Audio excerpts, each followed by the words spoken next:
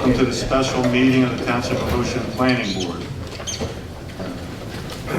We have a call to order, please. Mr. Brody? Yes. Dr. DeBenedetto? Yes. Mr. DeFilia? Here. Mr. Duffy? Here. Ms. Close?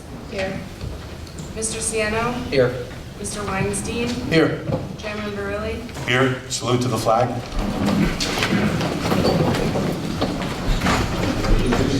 United States of America, and to the republic for which it stands, one nation, under God, indivisible, with liberty and justice for all.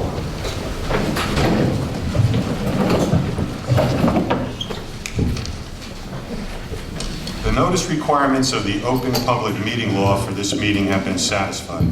A copy of the notice having been sent to the Asbury Park Press and the Coaster and filed in the office of the Township Clerk on July 19, 2019. There is an emergency exit through the auditorium doors and 2 exits at the rear of the room. We also have a non-smoking policy. No cases will be started.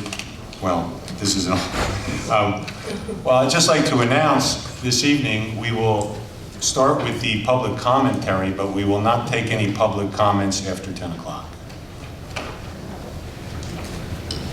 And that's not to say that the meeting won't continue after 10 o'clock, but we're just going to stop the public comments at that time. All meetings will be video and audio taped and shown on the Township of Ocean's Community Cable Channel, Channel 22 on Verizon Fios, and Channel 77 on Cablevision. All cell phones must be turned off. If you need to make a call, please make your call outside of the meeting.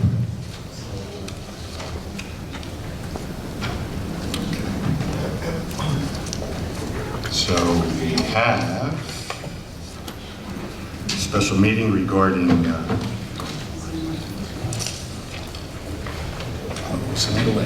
Deal Land LLC, is it? Deal Land LLC. Ms. Krimko?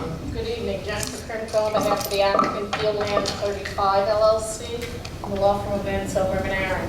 I want to thank you, and I just wanted to clarify, Mr. Chair, when you say that the public comment portion is going to end at 10 o'clock, that means it will be concluded, and any public comment needs to be given by that time? That's correct. Okay. Just so everybody in the audience understands. So. Okay. So as we've done in the past, we've had a microphone to my left and to my right. Mr. Chairman, can I make a quick... Mr. Weinstein would like to make a comment at this time. There's been a fair amount of public comment, and so one of the things I wanted to know from the applicant, from one of the things that's been discussed is the historical presence of this land. And I was wondering if the applicant can make some kind of arrangement to create some kind of strategy to commemorate the land inside. Well, I can go a step further than that, and I can stipulate, and I'm not intending to move it into evidence, but I did submit to the board office for the public's review if they so desired, as I promised I would at the last meeting, copies of all of the correspondence we have submitted to the State Historic Preservation Office, as well as their response. Just to update you on the status of that, we are in the midst of submitting for our wetlands permit. One of the conditions of that permit is satisfying the State Historic Preservation Office, since it was discovered that there are historic spots on the site. There are 2. One is the farmstead, one is the Indian. With regard to the Indian, the state DEP has determined it's smaller in size than they originally thought it was as part of the original application. They've accepted our phase 3 work plan for implementation as a mitigation of any impact. They have concluded, and you'll see is in their, that the public can see is in their memo, that there is no way this development avoids it, and we've met their criteria with regard to the first. With regard to the second, which is the farmstead site, the original applicant many years ago, I believe, did a phase 1 and a partial phase 2 as it relates to that farmstead. The house was relocated. We submitted for final sign-off on that, and the State Historic Preservation Office indicated that while they agree that no further archaeological study is required for that specific work site, they would like the artifacts that were recovered previously to be cataloged and categorized. So we have recently, I think it was September 26th, submitted our phase 3 work plan as it relates to the farmstead site to the State Historic Preservation Office. All of these documents are on file with the state. They're recoverable by seeking Oprah, but as a courtesy, as I represented at the last meeting, we did submit them all to the town, so anyone could review that we are above and beyond in compliance with what these state requirements are. And they are not holding up our wetlands permit because there are issues. They are simply requiring us as a condition of that wetlands permit to complete these phase 3 work plans to mitigate the impact on these sites. Okay, so what I was looking for was something to kind of commemorate and acknowledge that which this might be on. Meaning like a monument? Monument, plaque, story. If the board were to vote favorably, we would defer to the board as to what kind of monument would be appropriate. Or the Historical some Society. Kind of some kind of plaque or something that kind of tells the story. 100% we would agree to that. Okay, great. The other thing that I heard was that the way that the gas station is being configured, I was wondering if there was a way to put trees inside the inner part of the gas station. I didn't know what that... No, if you remember, there was ample testimony with regard to the 4 corners, and since any landscaping would be trampled, there was testimony that any landscaping would be trampled based on the history of the use, that in lieu of just putting the concrete islands as a compromise with the board 10 hearings ago, we agreed to put in the decorative pavers or stamped concrete. Instead. Right, and that's just purely for the life, just to allow for the plants to survive. But we did go that step further and agreed to a minimum of 100 additional qualifying trees to be planted throughout the site. Okay. Thanks. Okay, Ms. Krimko, at the last meeting, you provided 2 exhibits, number 85 and 86, correct? Yes.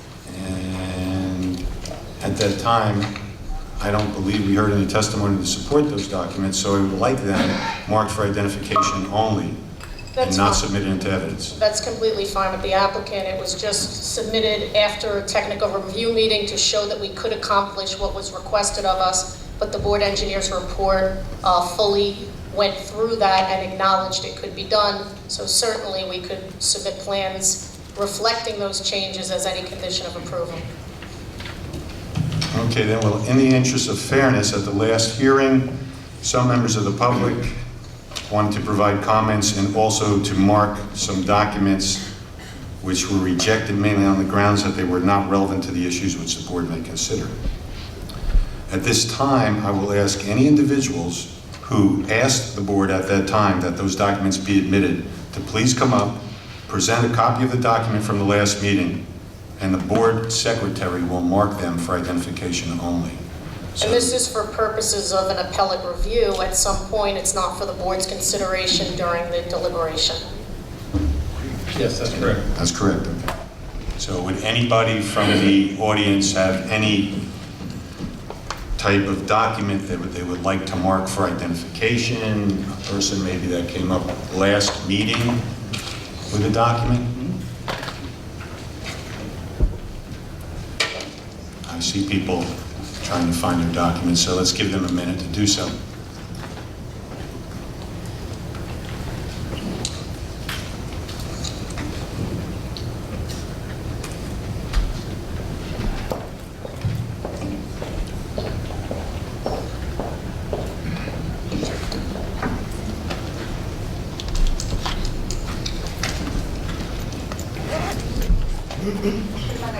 Okay.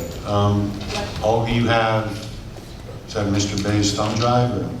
No, it's a flash drive of the drone that you didn't allow, and I provided Mrs. Klimko a week in advance a copy, and I got a receipt from her office, so she had plenty of opportunity to look for authenticity and verify that was, something that we can present. And she was noticed that I will present again, or try to present again. Well, if I may, Mr. Chair, I believe that 2 meetings ago, you had indicated that each objecting or public comment has 1 opportunity at the microphone. Right, I that's believe correct. that she submitted it for evidence, I objected, and the board sustained that. So at this point, we're not, as I understand it, reopening whether or not that can be submitted into evidence, but rather Ms. Hanout supplying it to the board secretary for identification purposes, so should a reviewing judge want to see it, to see whether or not it should have been admitted into evidence, he can. That's exactly correct. So we'd like to mark it for identification, please.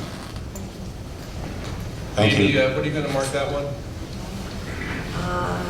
That's a good question. 01? 01, yeah.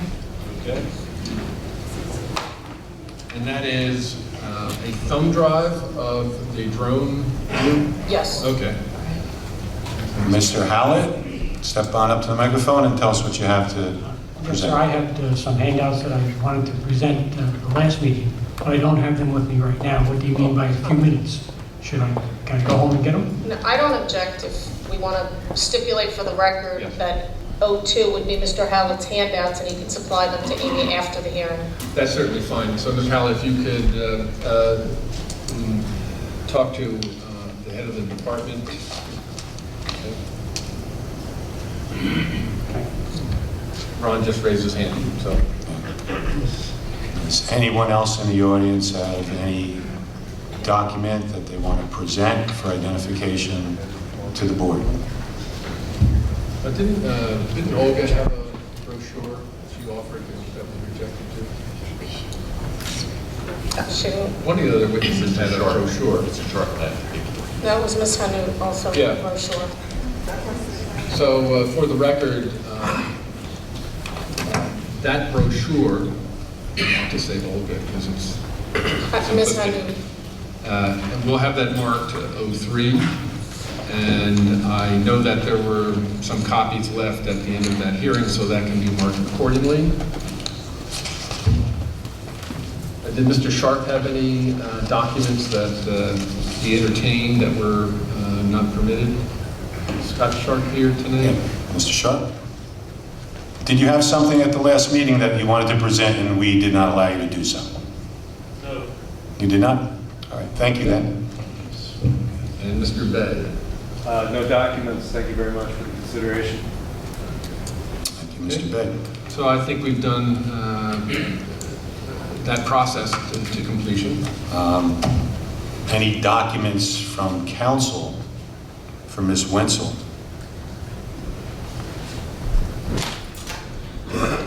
And while he's coming up, Mr. Chair, Mr. Rose was kind enough to submit a copy of those documents to me with a letter and a copy to Mr. Brown. I indicated to him via email that I'm going to object to their inclusion. They are traffic accident reports related to Deal Road and Route 35. As the board knows, as I explained to Mr. Rose, the existing traffic conditions is not of the board's consideration, just the safe ingress and egress of our site. Mr. Rose indicated he was going to submit it to that effect, and the applicant would stipulate that there is no evidence whatsoever in those documents themselves as it relates to the safety of our ingress and egress, and that our ingress and egress don't exist. The road geometry is going to be drastically different post-development. So accidents on the existing geometry with the existing traffic patterns are irrelevant to the proposed development. Thank you, Mr. Kremko. Yes, I will be introducing motor vehicle accident reports from 2017 up until September of 2019 in the Deal Road route at the intersection. And I believe that these are relevant to the board's consideration as they provide a comparison data set which the board can consider the safety of ingress and egress at the future development. So, Mr. Rose, for the record, you had sent by email a letter on Friday. I can say I received a hard copy when I got back from weekend vacation. So I have had an opportunity to take a quick look at them. Obviously, Ms. Krimko has taken a careful look at them. Do you have all those documents in your hand there? I do have them here, yes. All right, so for process, let's have them marked. For identification. For identification, Yes, that's great. just like the Krimko documents from... So they will not be considered by the board. Well, we haven't You would ruled on like- that yet, because I've heard, we have heard your argument, Ms. Krimko, we've heard Mr. Rose's argument, so if you could give them for identification, please. Before the Amy board, Stewart. before the board makes a decision, may I ask Mr. Rose a couple of questions about these documents? Since he's provided them as evidence. You may. Okay, first, do you have a traffic engineer or other expert to testify or interpret these documents to indicate their impact on the potential ingress and egress to the site that does not exist yet? We do not have a traffic engineer to testify to that. We believe that the Thank you. reports will suffice. Did you review the And reports? yes, I did review the Okay, reports. and of the 89 accidents, are you aware that 49 of them, or 55%, occurred on Deal Road West in front of the food town? It's affecting the general area. I'm just, and are you aware that of the submission, only, Look, Ms. Krimko, the board is able to review these documents. well, again, I'm objecting to their inclusion because as I submitted, the existing traffic patterns and accidents in the area, and again, these traffic accidents are not limited to our site frontage, are they? They're in the vicinity of the site frontage. Yes. Okay, so some of them are on Route 35 South on the other side in front of the dog daycare? They demonstrate the Unrelated? traffic Unrelated accidents to at our the site. intersection. It is related because the traffic interacts with your site. Again, how the traffic interacts with our site is only relevant with regard to our ingress and egress. If these don't have evidence of potential accidents that would happen at our ingress and egress, again, I would object and say they're not relevant to the board's consideration. And I would counter that they are relevant to the board's consideration as a data point, as I said before, for comparative purposes. And I'm going to ask the planning board attorney, Mr. Brown, his opinion as to the relevancy of those police reports regarding those accidents. So as we all know, the technical rules of evidence in trial courts don't necessarily apply, but planning boards do apply the concepts on a regular basis, right?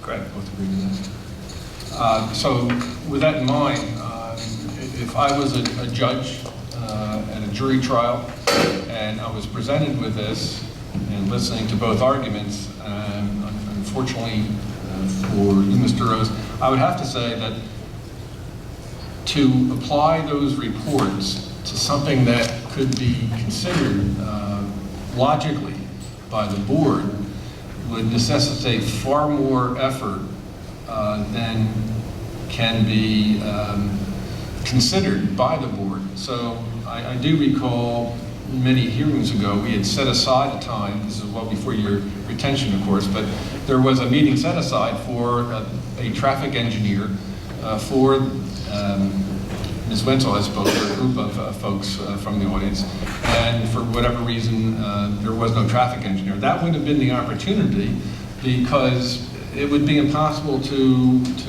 have board members just look at 89 reports and have any kind of consideration, because you'd have to have a tie-in, not just to where the accidents were, but how it would relate to post-construction safety within the site. So unfortunately, my recommendation would be that we just can't consider it. It would be reversed by the appellate division, I don't think with any hesitation. I don't believe it would, but I respect. Well, that's why it takes two to tango, but I certainly appreciate both council's cogent arguments. But that's my recommendation. And you can So, Mr. Rose, I'm going to rule that we won't look at it as evidence, but we will mark it for identification. Preserve your rights for any appeal. Thank you very much. You're welcome. And also, while I'm at the stand here, I'd like to reserve a little bit of time at the end to make a closing argument on behalf of Ms. Wenzel. You're certainly welcome to do that. We've anticipated that, so. Thank you. Yeah, and that's based on your letter of Friday. Based on procedure, since the burden of proof is on the applicant, Ms. Krimko, I don't even remember now if you did have an opening, but she had the ability to have an opening statement, and so it's reversed at the end of the hearing.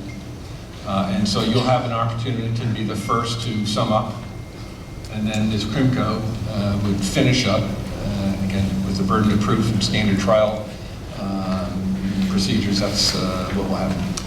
All right, thank you. And just for Mr. clarification, Rose. that package is 04 for identification? Yes. Right, Amy? That's correct.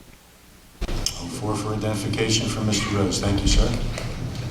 All right, now we can begin with the public commentary. If people would queue up on the left and the right.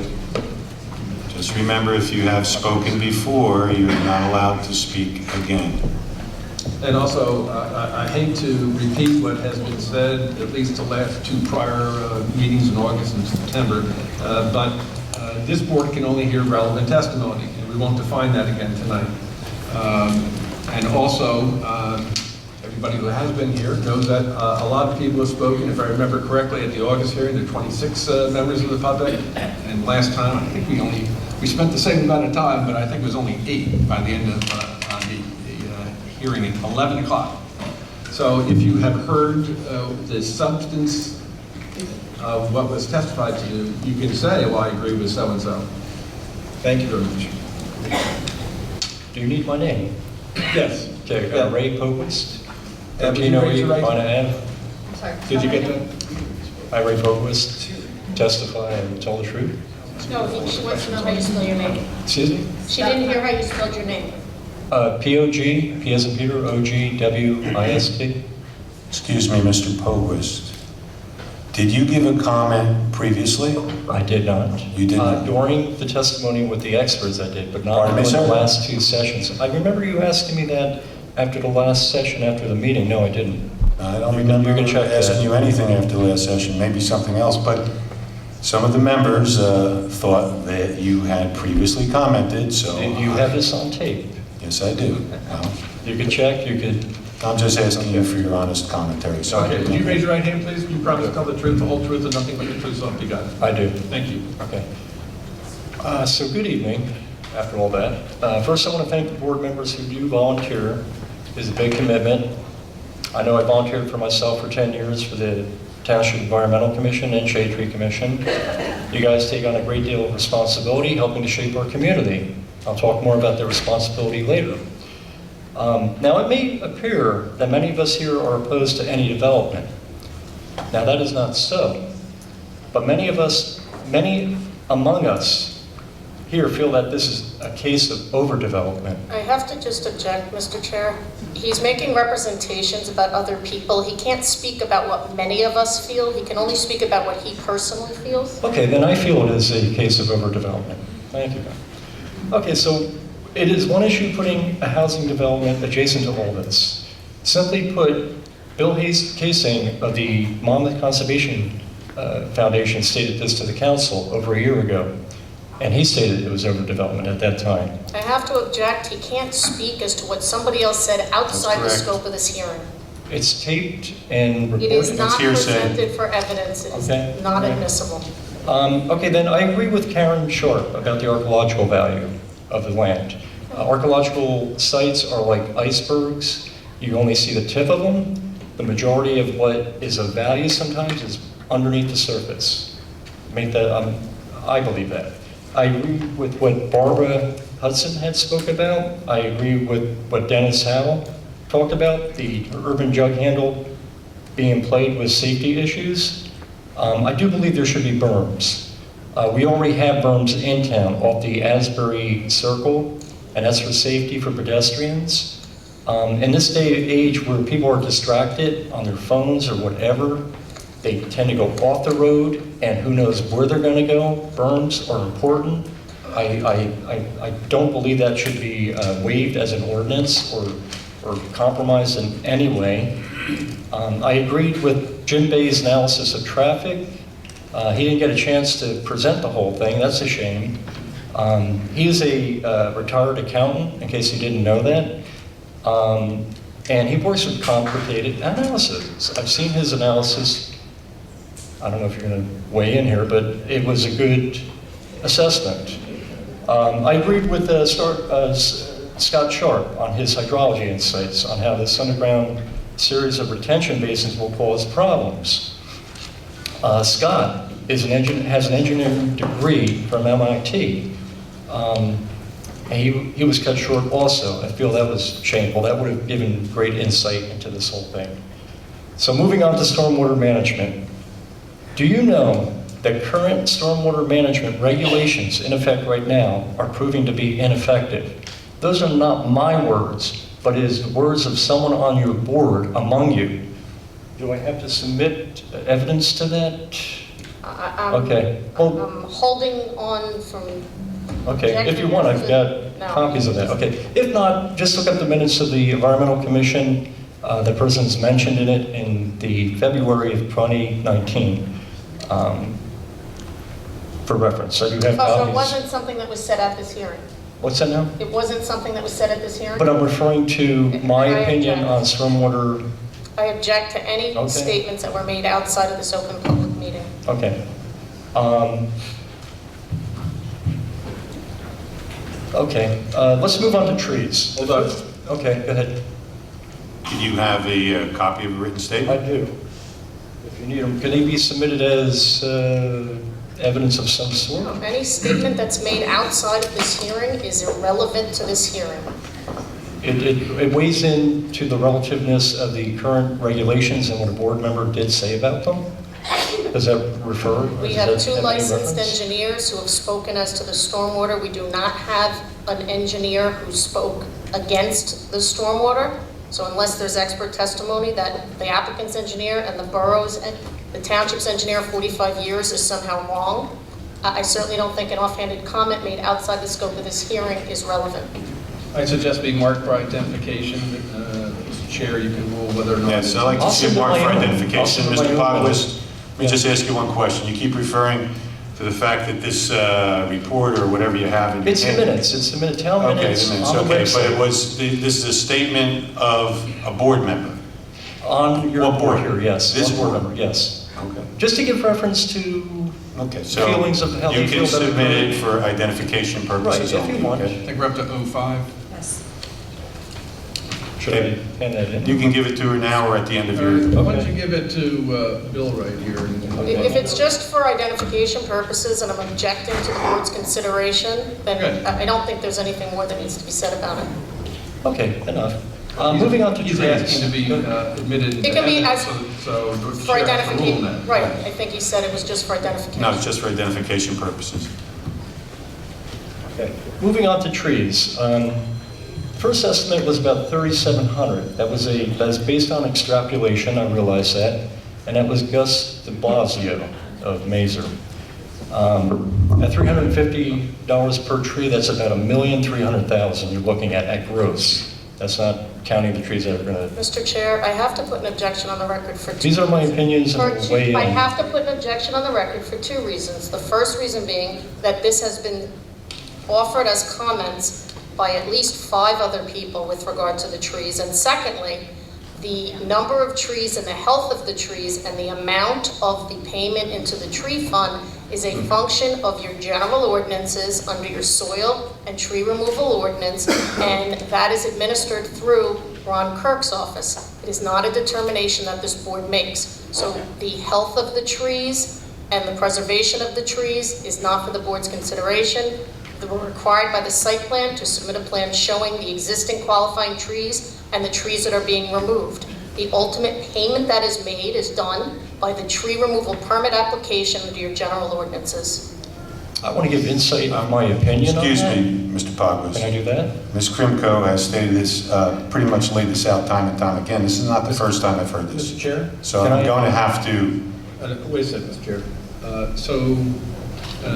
We might be able to expedite the final determination here based on the point raised and the objection. Certainly true that we have had many members of the public talk about the trees, and it really relates to value. It's the amount of money that would be put into the fund.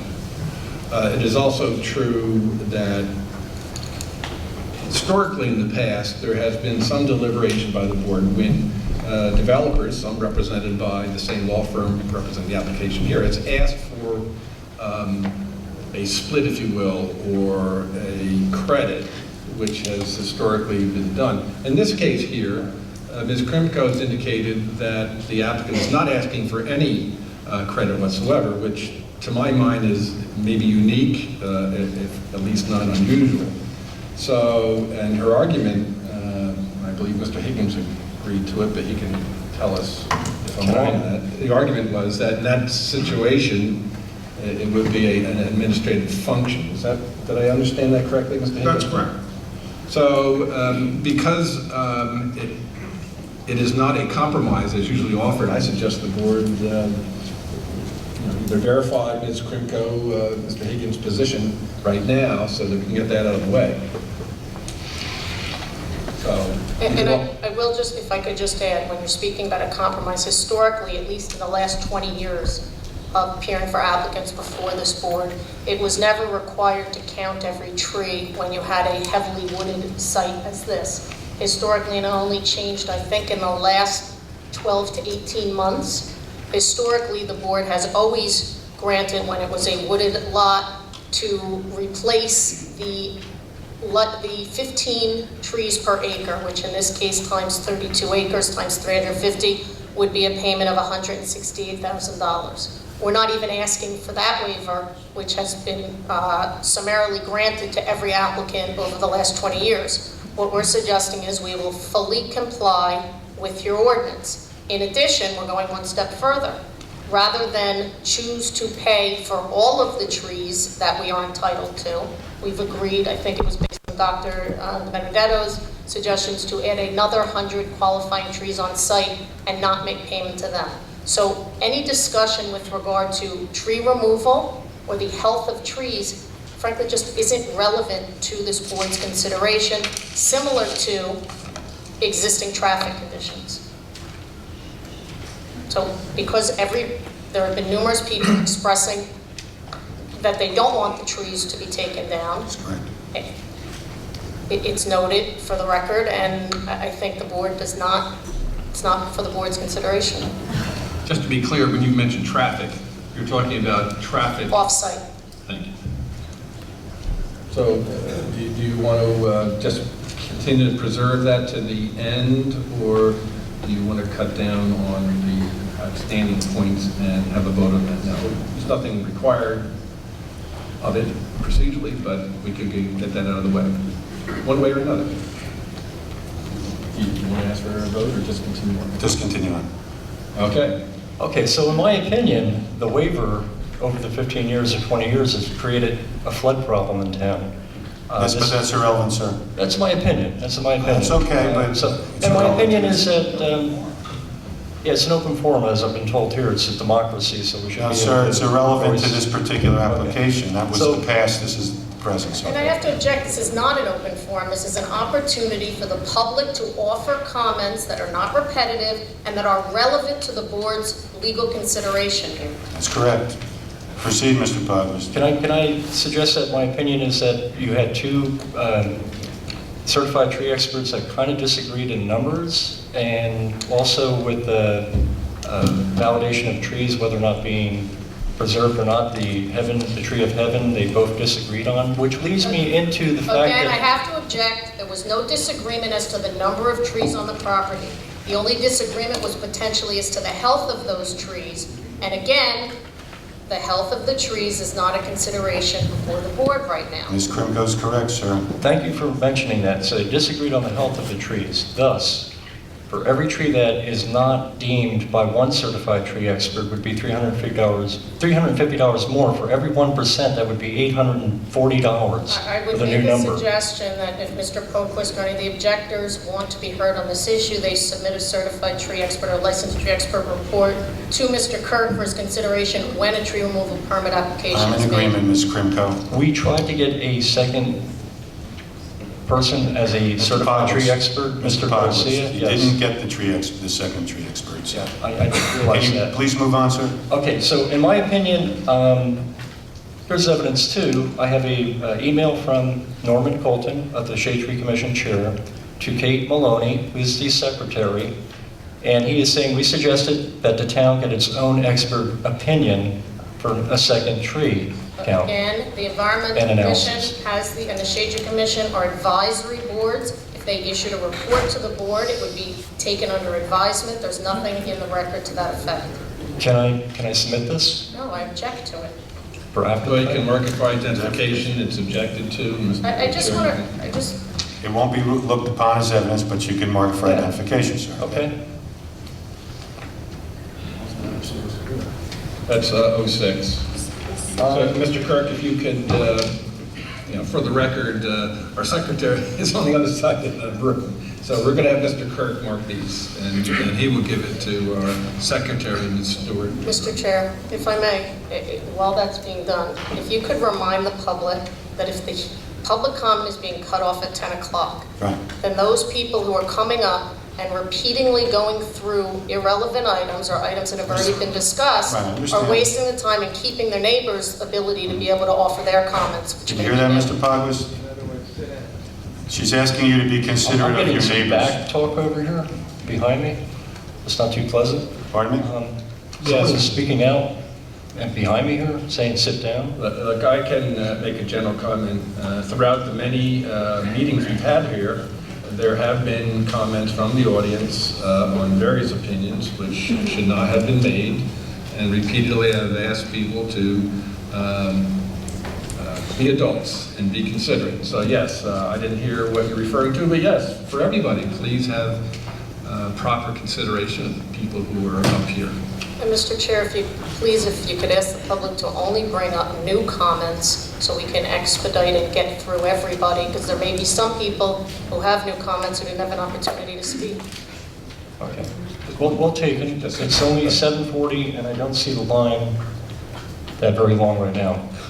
So we have plenty of... Come on, Mr. Pogwis. Okay, good. Can I submit a letter from Bruce Crawford, who is the director of Rucker Gardens, in favor of, and a letter of support for Mr. Steve Garcia, who was our expert here? No, I would object to that unless he's here for I gotta the sustain that. cross-examine. He cannot be. No. Can't do that, but could I? No. No? Okay. You can have it marked for identification. Yeah. Like that, Mark's identification. 07.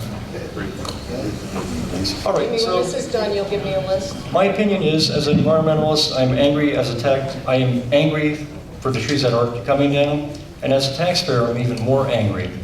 The number of trees, the second opinion did not come in, did not weigh in, and my opinion was that if you had a second opinion, it would have possibly conflicted with the first count in our favor, leading, go ahead. Well, I get to cross-examine him on a statement, and you made a statement. that you're I'm stating my opinion. No, you said you were upset about the trees that are coming down. My opinion. And again, the site plan ordinance does not preserve, are you aware that it doesn't preserve trees? The only question is how much get paid into the fund, correct? What I am getting at is that the fact that 60% are dead and dying to one expert, you bring in a second opinion, that number may vary. If every tree on the property were healthy, if 100% of the trees were healthy, under the site plan ordinance, the applicant would be entitled to take them down. So there is no tree expert At a testimony. cost. There is no tree expert testimony that can be offered to this board that would preserve the trees. The only item up for question that will be decided at the time of the tree removal permit application is how much has to be paid into the tree. Exactly. So the difference would be 800, the new number would be 840,000 versus your number, saving considerable amount of money. Hundreds of thousands of dollars for the township if they got a second opinion, possibly.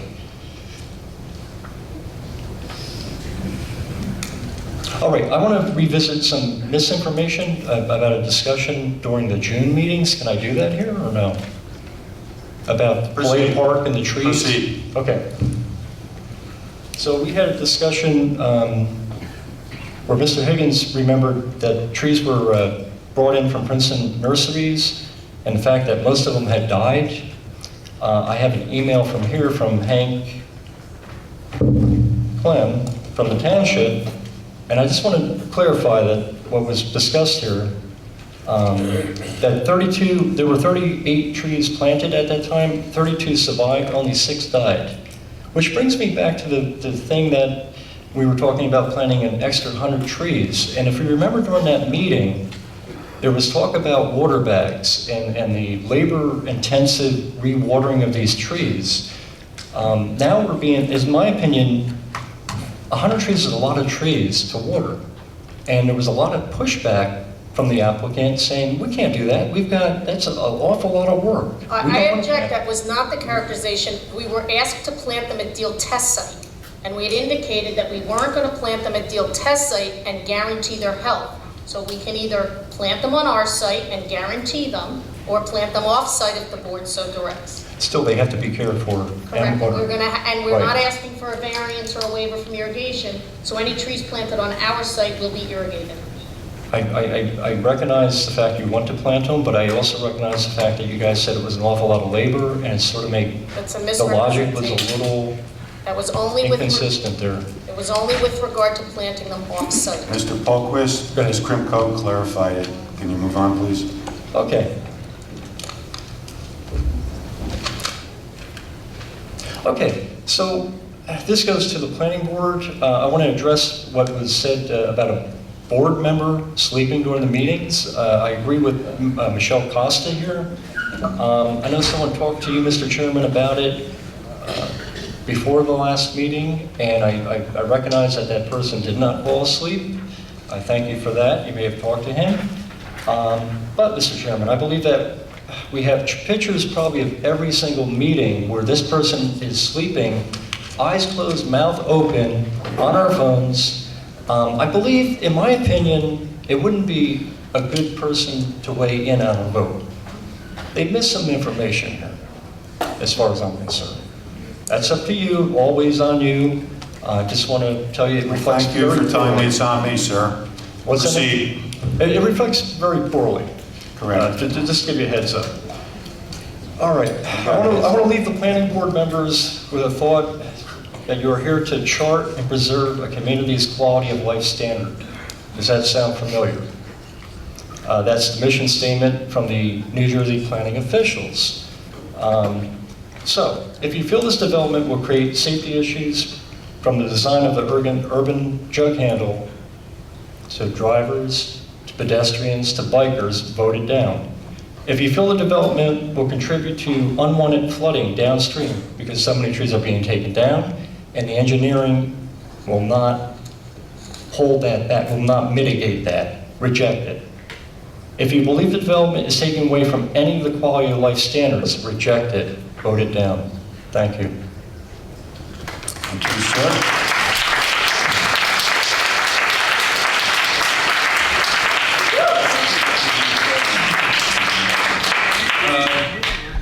Ladies and gentlemen, you know what I'm going to say. I just came back from the West. It sounded like I was at a rodeo. No hollering or hooting.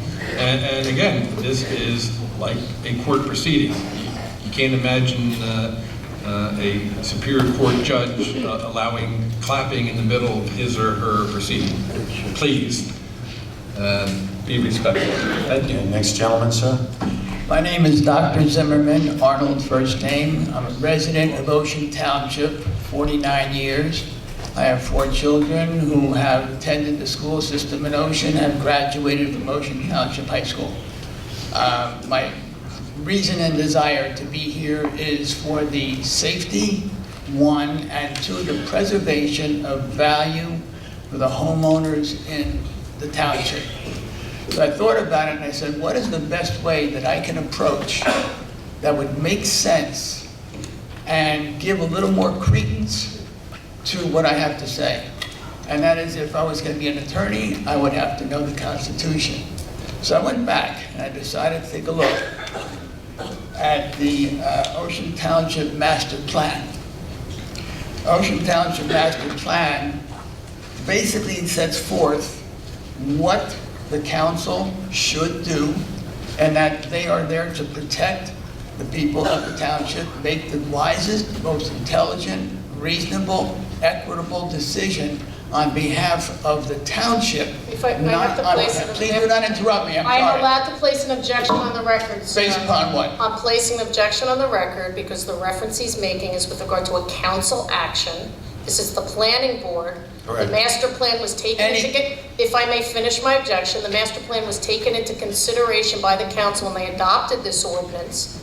So again, the board is not driven by the master plan, the board is driven by the ordinance which is governing this property. I'm not presenting an argument in favor of a master plan. I'm making a reference to a master plan, which I am able and capable of doing in this kind of a forum. So I'd appreciate if you would let me speak. Mr. Chair, I But put an I'm objection going on to have put an to, objection Mr. on the record. Zimmerman, I'm going to have to rule in her favor, but please proceed. Okay. The township is about 11.1 square miles. It's flat. There are no hills, there are very few valleys, and the area itself is, in many areas of the township, is in a high water table. We have in particular several waterways that go through and pass through Ocean Township. In particular, one is Poplar Brook. After reading and knowing, understanding that Poplar Brook does overflow when there's excessive amounts of water. There have been opportunities in the past without the 100-year flood where this has happened, and the people in that area are unfortunately subject to excessive water on their property. For the sake of saving a little more time, I'm just going to move on. The construction of Route 18 has brought a tremendous amount of traffic to this area. The only way you can get from the south to Ocean Township or the area of Ocean Mr. Chair, I'm Township putting an objection on the is- record again. This is further testimony about traffic off-site, unless Dr. Zimmerman has any new comments as it relates to the safety of the ingress and egress. Existing traffic or future traffic on the township's roadways is not for the board's consideration. I'm going to have to sustain her objection, but if you can make it brief about the traffic, Okay, I'll that's allow exactly what it. I'm trying to do. As now, this is the northern bound exit of Route 18. The southern bound is West Park. In order to deal with the traffic that's coming off of Route 18 onto Deal Road, heading east, given between the period of time between, say, 3:30 and 5:36, it becomes an instant parking lot. As you get closer to Route 35, I reviewed all of the accident cases in the township for 2017. I reviewed them for 2018. Mr. Chair, I have to again object. He's speaking about existing traffic You're patterns. correct, I will sustain it. Could you just make it brief, sir? I'm trying to get to the point. Okay. The point happens to be, the majority of them are taking place because of the congestion on Deal Road and the congestion on Route 35. Just leaving seeds, not going to pound an issue.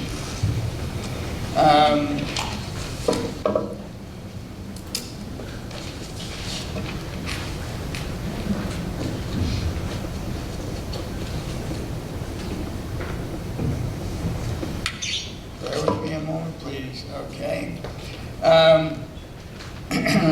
This, according to the master, to me, I'm interpreting the master plan from what I see of 1990. I have gone through the amendments to that master plan over the course of the past years. Very little has changed with regard to many basic equitable positions that were stated. Significant portion of vacant land consists of wetlands, floodplains, steep slopes, and is undevelopable due to these constraints. Other significant areas of vacant land are in the process of development or consist of small parcels within developed areas. Only a few large undeveloped parcels exist which do not have development approval. We are in area. There are several areas that the township divided into. We are talking about planning area C. Mr. Chair, I have to again state my objection. I'm not sure what the relevance is as to the master plan consideration township-wide. We have an ordinance which was adopted by the governing body. It was deemed consistent with the master plan by this planning board. That is what is currently in effect. So again, I'm stating my Mr. objection as to Zimmerman, relevance. you're going through the master plan. Dr. Zimmerman, you're going through the master plan. And can you just make your point, please? That's right, thank you. Yes, thank you. Stormwater management is very important from the standpoint of not having overflow of water in areas to cause destruction or injury for that matter. And as a result of improved stormwater management in the township over the course of years, the primary stormwater management problems within the township at this time involves the inability of existing culverts to handle the flow of stormwater, causing the subsequent backup of stormwater at those specific locations, and situation of existing brooks and culverts which have reduced their capacity to handle excessive flow. Problems are site-specific problems which should be dealt with at the time of development. Applications are before the board. Now, aside from the water, you also have, when there's excessive water that is approaching a catch basin, or if you're talking about the actual brook itself, Poplar Brook, you have silt that goes along with it. Silt is like a very fine dust. Mr. Chair, I have to It's place an dirt, objection. and it Dr. keeps- Zimmerman is giving you a history on stormwater management in the township. No history. Again, if No. there is a comment with specificity with regard to the stormwater management compliance for this site that hasn't already been said, it would be relevant. If you would let me Reading speak, from the- you would hear it.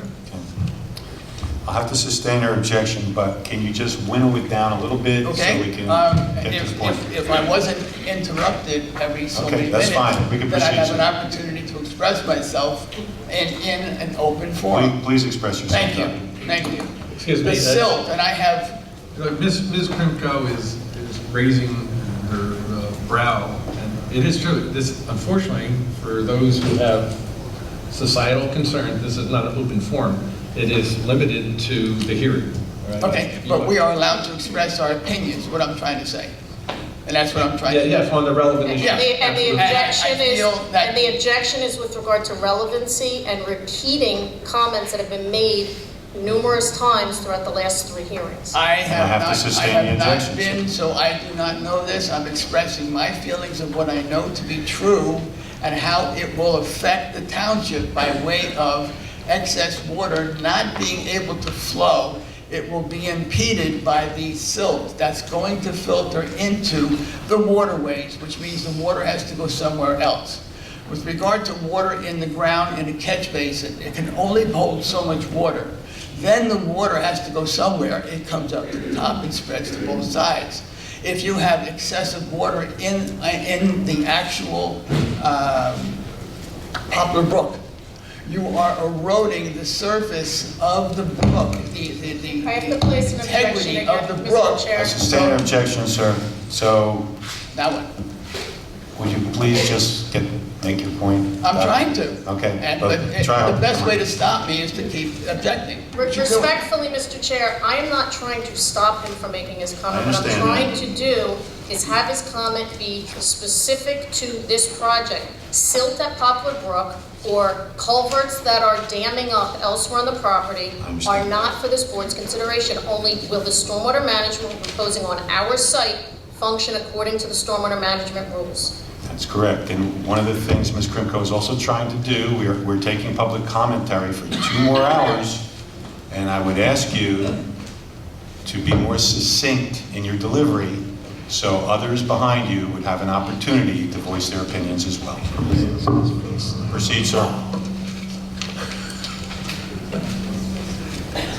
Thank you.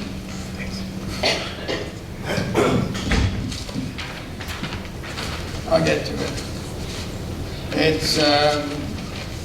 It's a shame that instead of having an opportunity, anyone for that matter, to have an opportunity to express what they sincerely feel is important regarding issues that are at hand, it's interrupted and you aren't able, or it makes it more difficult to express oneself, and then you lose continuity of what you're trying to say, which is a very effective method, and it's unfortunate that it's being used, but in any case.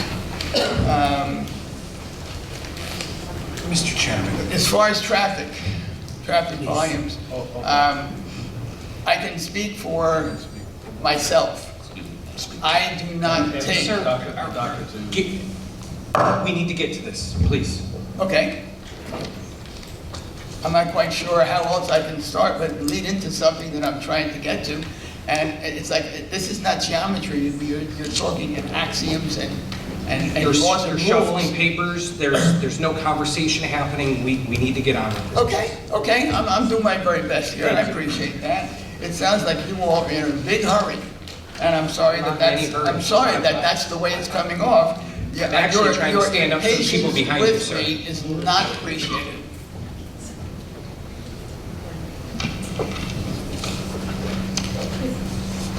As far as the accidents, I disagree with council sitting at the table that the number of accidents were coming out of the parking lot from Food Town. That is not I have to object. First of all, the board I isn't sustain the objection, considering sir. it. Now why? Why are you objecting? It's irrelevant. It is relevant. Something was said that is not true, and I would like to counter To that. clarify for the record, I never said it was coming out of Food Town. I asked in the form of a question, the objector's attorney, were you aware that 55% occurred on the west side of Route 35 on Deal Road in front of the Food Town? That's correct, I heard you. Okay, and So Dr. Zimmerman, why don't you Again, that wasn't testimony, that was a question merely to the objector's attorney. Call it you like. As far as the accidents the that reason were for- recorded in Ocean Township, the number of accidents there was, I found none that were in front of Food Town. They were on Deal Road, I have they to were on object, Route Mr. 35 on I sustain the both sides. objection, sir. Look, the ruling was not based on whether or not the direct factual comments were correct or not. It was based on the fact that bringing up information like that at this point in time cannot be considered by the board without expert testimony, which there was none of. That's why we can't get into it. I am inferring that comment that was made, whether it be in the form of a question, to plant whatever information, it was incorrect. And I'm trying to explain that I went through every single one of those cases. I secured this from the township. I know exactly who and where and when without giving names for HIPAA. But these cases were not Food Town parking lot related in any way. Okay, we'll take your word for it, doctor. Can we please move on? Okay.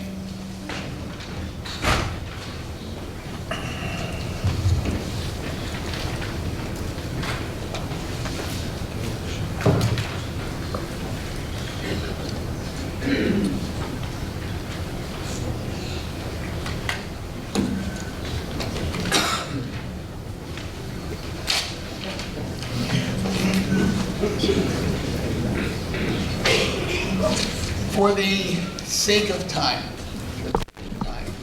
and the way this is being conducted, and the constant interruptions by council, I feel that I am wasting my time, I'm wasting my breath. I feel like the hearing has already been predetermined, my own opinion, my own humble opinion, but I feel that this is where the township is supposed to be watching out for the citizen, not for the people who are trying to develop a piece of land. That is most important to me. As a resident of Ocean Township, I want to see the township stand up for what's right for the constituents in this township. It's really very distasteful to so many of us to understand that the regulations applied by a quote-unquote court hearing or whatever stifles the truth to come out. I'm not an attorney, so I try to do my very best, but without holding up anyone else, thank you for your time. Thank you, sir. Please be frank, doctor. Thank you, Dr. Zimmerman. Next, sir. Thank you. My name is Paul Edelson, 209 Pinecrest Road in Oakhurst. You want me sworn? Yes, raise your right hand, please. Promise to tell the truth, the whole truth, and nothing but I do. I want to comment on Mr. Pogwest's first thing that he did say, that it's a very difficult job for the planning board, and I think the town appreciates everything that you do. having been on the planning board and the zoning boards of this town many years ago. What I look at is what I call the Deal Road corridor. And that corridor is from Deal Road all the way from Whale Pond Road to Route 35. And in that area, there's approximately 325 acres. Within that 325 acres, 250 acres of that play a part. 43 acres are for the library, the museum, and the human services. This is all public land. A discussion is 32 commercial acres. It represents 10% of that area, and it's 90% of it is for public use. The proposal is to develop a highway commercial property with a buffer behind the commercial area of townhouses to separate commercial from the public area. The planning board and the professional staff have had many meetings with the developer, have made many suggestions that Paramount has agreed to. They have paid for special hearings so that the public can be heard. You, the board, have protected the wetlands, increased the buffer area, increased the trees and plantings with the professional plantings throughout the plan. You've gotten a right turn lane on Deal Road, solved the left turn problem for Route 35 North by making a jug handle, and it sounds to me like very good planning. There's a talk of buying the property. It's not for sale.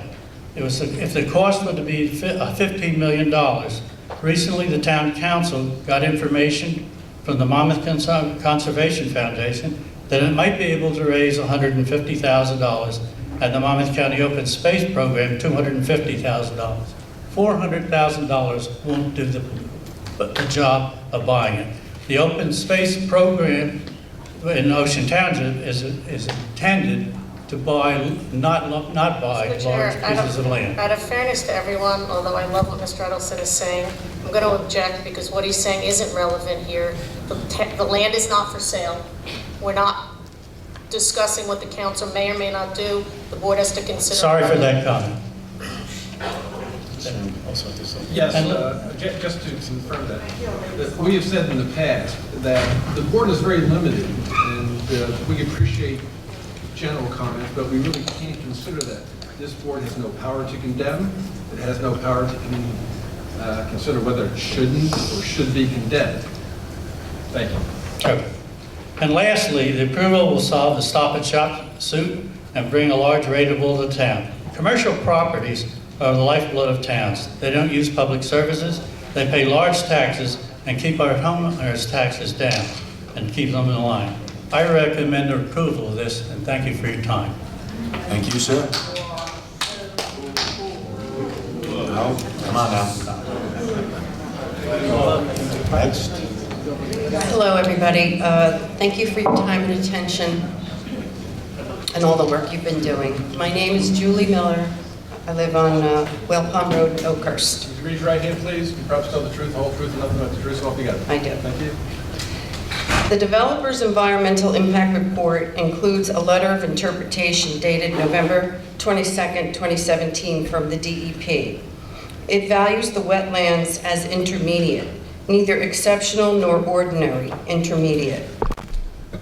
A report from the NHP, the National Heritage Program, dated March 28, 2018, it cites documented occurrences of rare species or their habitat on or in the vicinity of the site project, on this site. The black-crowned night heron, a threatened and protected species. Mr. Chair, I have to object. Ms. Miller is speaking about items that are in the sole jurisdiction of the DEP. This board has no regulatory authority over wetlands, over endangered species. We've already received some of our wetlands permits and will be required to receive all of them. I'd ask the board to ask Mrs. Miller to please keep her comments to the relevant things that this board is considering. I'll have to sustain her objection. She is correct. However, if you could just hit on the salient points, please. Okay, I'm going to be quick. I'll be quick with this. So, as a threatened and protected species, and it is listed, and it is there on the property, the two reports are clearly in conflict with the most recent information from the NHP, stating that the documented occurrences of the black-crowned night heron have occurred. Considering that a habitat of a threatened species may be present, I respectfully request, before the board decides and makes a decision, a biological assessment be made of the site to best possibly manage and protect the black-crowned night heron as per the Endangered Species Act. I would suggest that Ms. Miller reach out to the DEP, as they have the regulatory authority over that, and any approval this board gives would be conditioned upon us obtaining all DEP approvals. That's correct. Thank you. In my opinion, Mr. Panic's report did not accurately reflect the condition of the trees. I know it has been mentioned, but it is my time to speak. And I do not believe that all those trees were dead, dying, or diseased. And I believe that that drone footage, if it were shown, would have presented that, and to show the beautiful ecosystem that is there. And all those trees are vibrant. I also don't agree with Mr. Panic's handling of Ailanthus, Tree of Heaven. I think it's very aggressive and excessive to cover the area with this herbicide, considering how detrimental it could be to the wetlands and Poplar Brook, and hurting and poisoning wildlife. In my opinion, the basin collecting all the water from the development would be a toxic chemical pool of gasoline and harmful nutrient-contaminated fertilizer from landscape grounds directly affecting Poplar Brook. I agree with Karen Sharp's presentation of this archaeological and historical jewel, and should never be developed on. Dennis Howlett, his drone footage of Poplar Brook, unfortunately was not allowed and was not watched by every member here. And I believe every member here of the board and the residents should see this.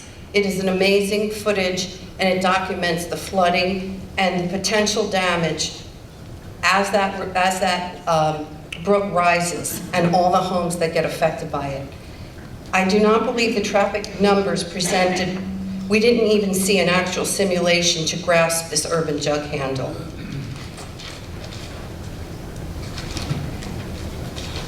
And as a resident of Oakhurst, I am directly in the path of this development.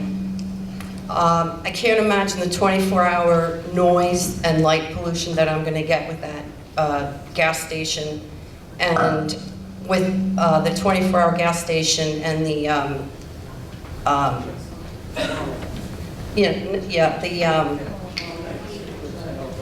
the hotel. The hotel. Thank you. Oh my God, your brain just left.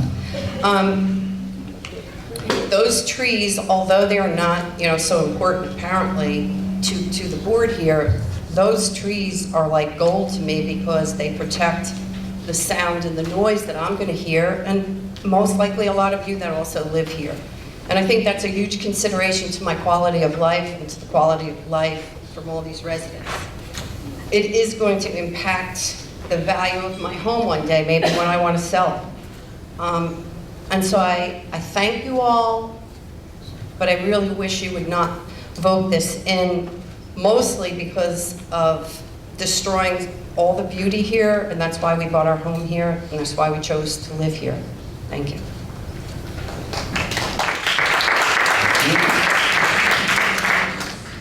Hi, my name is Giverny Reese. Hurry.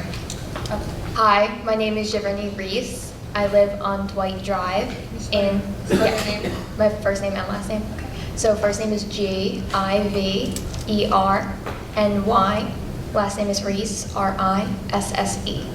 Raise your right hand, please. Promise to tell the truth, whole truth, so help you God. I do.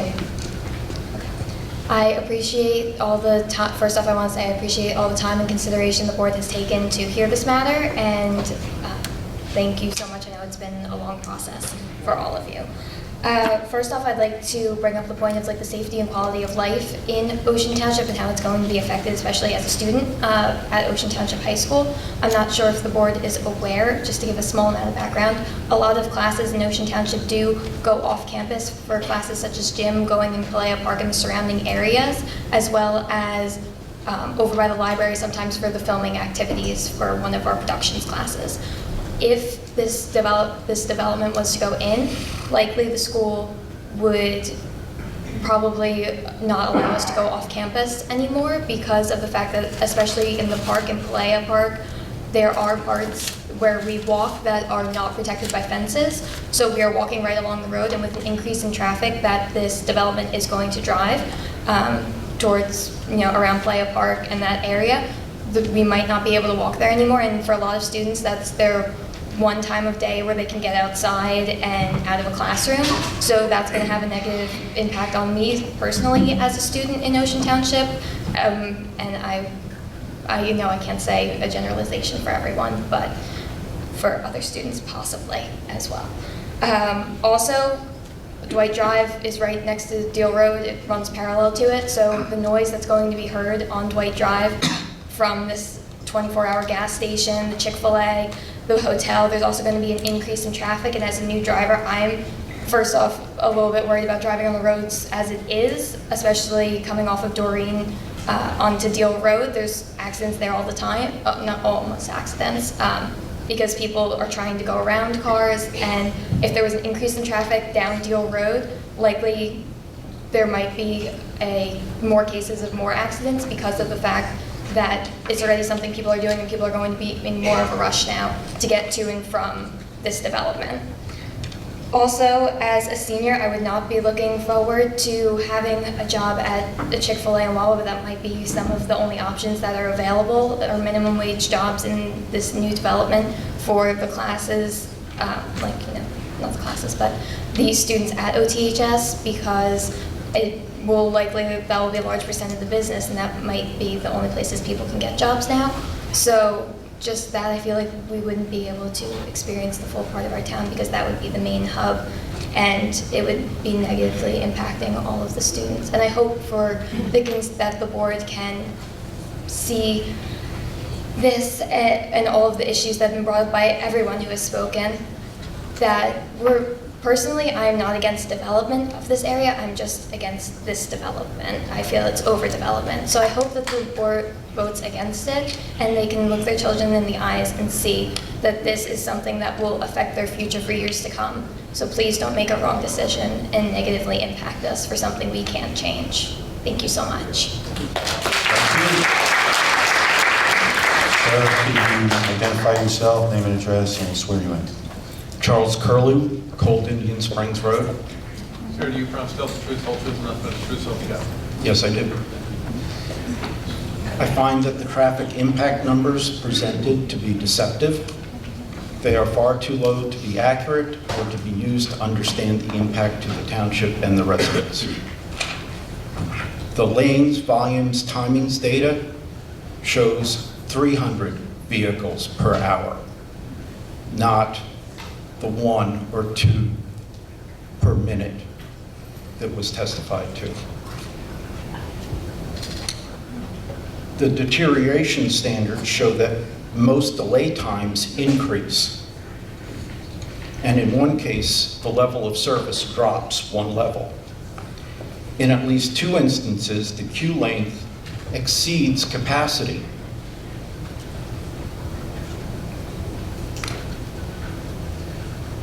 Deal Road is my primary access to the eastern side of Route 35. I avoid it whenever I can between the hours of 2:30 and 6:30, 7:30 at night. The traffic backs up from the 35 and Deal intersection to the Poplar and Deal intersection. Based on the density of the proposed plan, the urban jug handle does not provide safe clearance for trucks to enter and exit the commercial portion of the complex. Based on traffic movement diagrams, trucks will have to enter oncoming traffic in order to negotiate turns and even enter unrelated loading zones. This is an unsafe condition and not in accordance with Ordinance 2303 circulation plan. Trucks will only be able to exit the complex to Route 35 north without great difficulty. If they need to go to Route 35 South, they will have to go to North first and navigate a U-turn at another intersection. If that's West Park, then that's 3 trips through that intersection.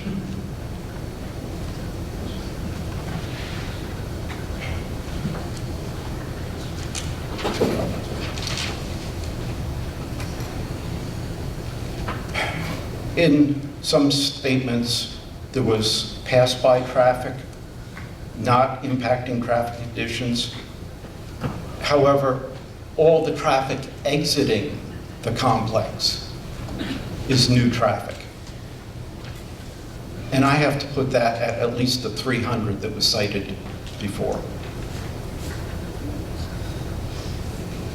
The number of gas pumps is restricted to 16 per the ordinance. This seems to be far too low to handle the amount of traffic that this site would generate. I expect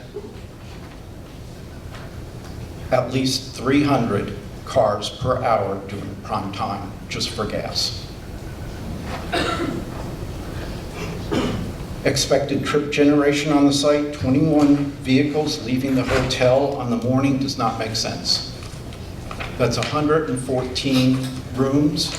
There's no reason for anyone to stay at the hotel during the day. They're coming here to do something. There's no conference facility, so they're here for some other reason. So 21 vehicles in the morning does not make sense at all. The internal capture numbers don't make sense. They are subtracting numbers from every business.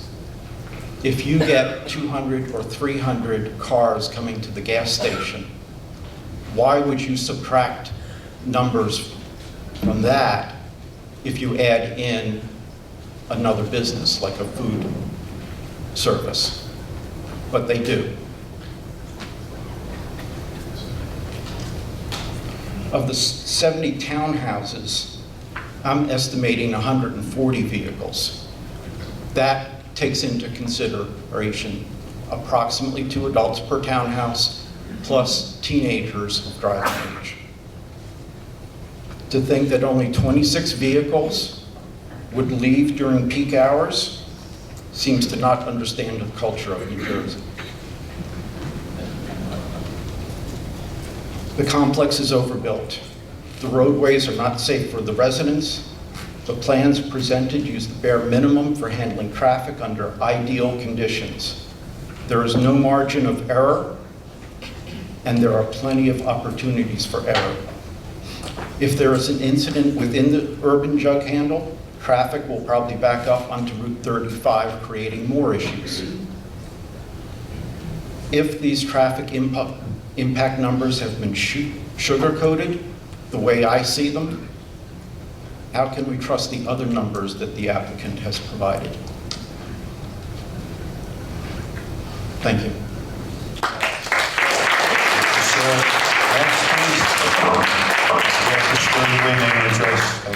Hi, I'm Lana Leonard. I live at 1130 Turlican Avenue. Did you say your first name again? Lana, L-A-N-A. Raise your right hand. Promise to tell the truth, whole truth, nothing but the truth, so help you God. Thank you. Yes. Okay, so I think bringing up the kids, I really don't understand sustainability of traffic in the morning, or even just coming to this meeting, going around up from Deal to Whale Pond. There's that one light crossing to West Park. It's devastating to get here even at night. Oh, there's traffic during the day for the kids driving to school, for the buses. I'm curious about what that traffic's like. The danger this imposes. Ultimately, I'm thinking of students here. This is a family town, and it just doesn't feel family-oriented, this development. I don't really understand the purpose of it, especially in the climate that we're in these days and age, day and age. I don't understand how it's sustainable. With so many people coming up here with concerns of trees, water, wildlife, I think we need to do better. I just think there needs to be better planning, better development, better ordinances, better variances. I think it's extremely unfortunate that people are coming up here and are being told that their facts should be sustained or objected because it's not relevant to what we're discussing here. I think it's very relevant to all planning that you do, but unfortunately, by local government standards at this point, it's not relevant. So I think this is a message for us that if we want to see better change here, we need to make sure that we're voting and making sure we're keeping close eye on ordinances and variances being passed. Because everything that you are saying is valid. It's going to affect this town for decades. And if this is developed, it will affect the kids here, it'll affect the environment here for decades, whether it applies to this meeting or not. So I just think that it's going to be in the back of your minds regardless, because you're human. So I'm just going to say it's in the back of my mind.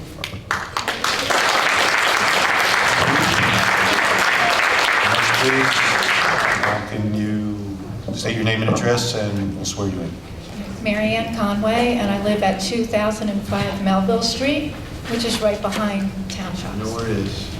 You promise to tell the truth, the whole truth, and nothing but the truth? So help me God. Thank you for your time. I know you've been giving a lot of time into this, and I appreciate it as a town person. I've lived here for 31 years, and I consider myself an expert in living next to a shopping center. I speak as my civic duty to relay my personal experience and opinion. I don't begrudge anyone trying to make an honest buck, because I, like most people in this room, have worked long and hard my whole life trying to make enough money to outrun the cost of living to live in New Jersey and Ocean Township, which is why we all have put our efforts into our homes, and I feel threatened by a development that may well, in all likelihood, flood my neighbors' properties, because I'm already flooded where I live, devalue my investment for my heirs, and cause more traffic nightmares in this already traffic problem-plagued town. I guess we're talking about two different kinds of green. We're talking about the green of 32 acres of trees, wetlands, and wildlife, or the money that will be reaped from this development. But really, in the end, it is all about the money. I lived just 5 blocks north from 32 acres on Melville Street for 31 years. It is a street and house built on a high water table in back of town shops. When town shops were built, the developers built on a high water table too. The 31 years have yielded from day one constant flooding to my street and property. And I fear, after asking the expert presented by the developer, did you measure the water table? And he responded, no, that my neighbors to the south will be equally invaded by water, rivers of water, into the sanctity of their homes and property. There are letters on file in this town about our street, Melville Street, my neighbors and myself, and the town admitted to our neighbors and myself that the pipes used were not big enough to take the rainwater from Route 35 and town shops. They tried to fix it, but finally it still floods. Water comes up from the sewers and the manholes and floods our street and flows from the buildings and the parking lot. You claim that the retention well will be sufficient for the rain, but with this climate change that we are in currently, and with a 15-year-old going down to Washington and testifying for the coming generations, is this really something that we want to risk? The drainage really needs to run beyond Whale Pond because the whole area is a high water table and will certainly experience what I experience. Water up to our front steps, side yards, backyard, and I know the water comes. I know where the water comes when I'm not home because there is a garbage debris line on my front lawn from all the garbage that runs with the water from town shops. The road is impassable to traffic. My children have been trapped outside of our road and can't get home in storms, and we've been trapped in our home as well. 32 acres is a wetlands. When the house next door was built to me in 1991 by Bevan Irvin, a local developer, and the trees were mostly clear-cut, the builder hit water immediately when he dug. So tons of dirt was brought in to build the house up even higher. That higher pitch next door to me only adds to my flooding in my yard and our property. Neglecting to fully know the water table will likewise cause a change of plans for the developer, and it will be detrimental to the town if more and more tons of dirt have to be brought in to raise it up so that when they hit water immediately, there will be more flooding in the surrounding houses. The floodwaters by our home even swept up rats from the neighborhood across Highway 35 when Shores was developed into the Rite Aid. If they cannot sink a Wawa fuel tank, the land will have to be built up higher, and that slope will cause more floodwater and runoff to adjacent properties. Our water is so high that we lost 2 cars over the years if we don't move and run out to move our cars fast enough. Another point that I'm going to bring up is the noise from the garbage trucks and the trucks all hours of the night. When I had called the police, which is what I have to do when I'm woken up at 11, 12, 1, 2, any hour of the night, the police officer who came, he said, "Hey, by the way, does this street still flood?" And I said, "Oh, yeah, actually it does." He goes, "I know. My car was parked next door at my sister-in-law's, and both he and his brother-in-law lost their cars that day. And one was a Porsche." That did not work. That did not go over very well. So that is a problem. There's property damage and personal property damage to also people that visit us. I had to cancel my daughter's graduation party from college because the forecast was that there was going to be flooding where you flood. So my daughter had no graduation party. With the unknown water table on this wetlands, we are taking a terrible chance with the properties surrounding 32 acres. And that is not acceptable. These are homes worked hard for in this economy. It is reckless and negligent as citizens and public servants to not consider our citizens. And these are the most affected people, the people that will surround 32 acres, not the people on the other side of Whale Pond or Monmouth Road. The people who will be economically impacted negatively on their investment are these people. And my advice to these neighbors of 32 acres, sleep now, because you will never sleep well again. Delivery trucks, garbage trucks, all kinds of things at 11 p.m., 2 a.m., 4 a.m., 5 a.m., 6 a.m., and I have no recourse. What the town now says to me is call the police. So when I'm woken up, this is what I have to do. Bring our police out to try to outrun a garbage truck that's already long gone, or argue with a delivery truck because the truck driver is sleeping in the cab overnight with the truck running, or what have you. This goes on right in front. If you want to see pictures, I have them right here. I asked the expert to point out where the garbage dumpsters will be. He didn't know. I asked because in living behind town shops, I have few nights where I am not awakened by garbage trucks emptying and slamming down the dumpsters. After 30 years of hearing these dumpsters, and the latest one was put there without my consent right in front of my house. It's on the other side of a broken down fence in front of my house. I said quietly, I have to object. There has been 6 minutes of testimony about the negative impacts that the town shops is having on her house. This is a permitted use. We're not seeking variance relief for the uses that are there, or the types of uses, or the garbage trash enclosure areas. So I didn't challenge the existing flooding, that we have expert testimony that it's not going to impact. I let that go. I'm objecting now. I'm objecting now as it relates to any testimony with regard to noise from shopping centers generally, as this is a wholly permitted use. Okay, we've heard about the noise. I'm going to have to sustain an objection, but if you can just get through what you have, and if you want to hit on any more points, I just advise you to do that rather quickly. My point was that the developers offered no indication where all the dumpsters are going to go and where the delivery trucks are going to go. My concern is these folks will not sleep.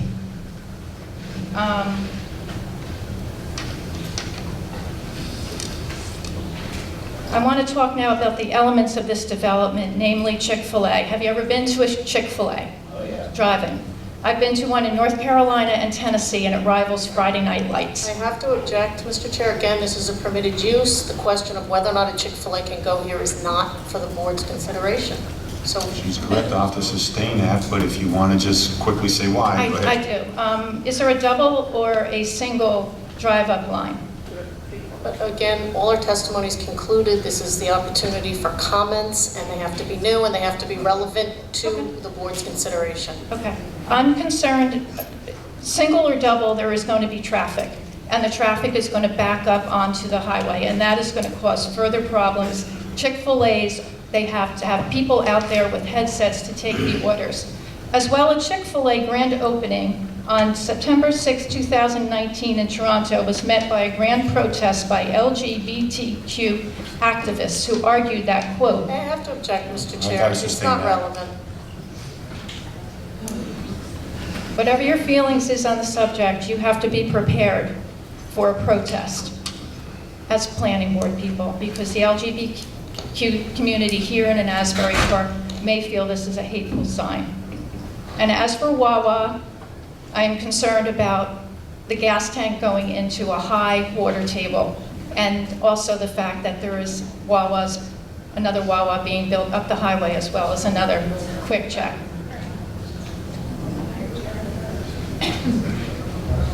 As far as an extended stay hotel is, it's a great idea if you want to stay in Ocean for the summer and don't pay our property taxes. Our rising property taxes will be reassessed every year, and that's very unfortunate for those who are on a fixed income.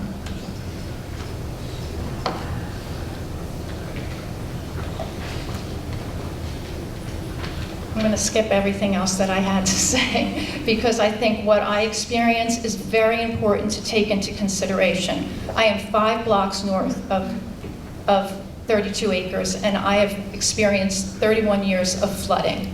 And I can't understand how you can't see that that is going to be what the fate of these people that live right around 32 acres is also going to be.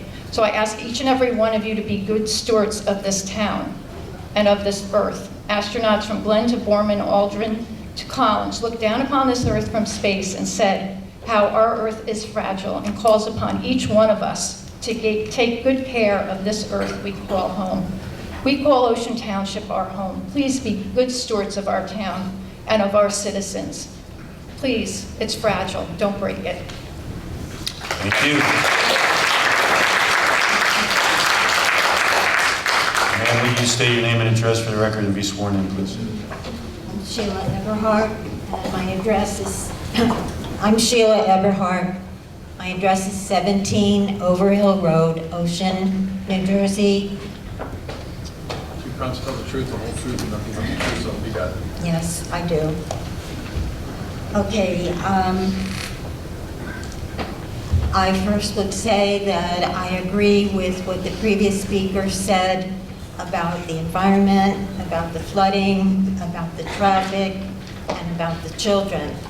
I agree with the previous before her and the young woman who is in high school and concerned about how this development will affect the students in the high school and their access to Palea Park for different projects that they're studying.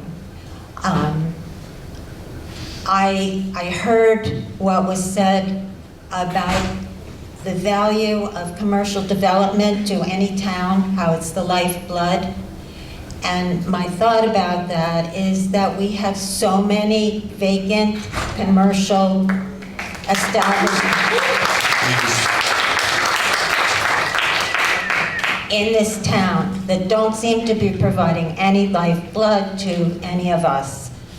I feel as though this particular development may look great on paper. It may look great possibly when it's finished, if that happens. But how long will it last? I don't know. I haven't heard anything about the recourse that our town will have if the flooding that many people believe will happen does happen. If the incredibly complicated, interdependent, and untested drainage system that the developer has discussed in great depth before us. If that does not work, if one part of it doesn't work, and all the other parts that are interdependent with it, what will we do? How will we be able to recoup our losses? I haven't heard any answer about that. I also have not heard anything about the families who are going to live in those townhouses if they have children. Will the children be safe to go outside and play when there's an urban jug handle just a few hundred feet from their front door? I don't see how that's going to work at all. I would not let my children go out there and play in front of my house if I were living in one of those homes. The urban jug handle seems insane to me.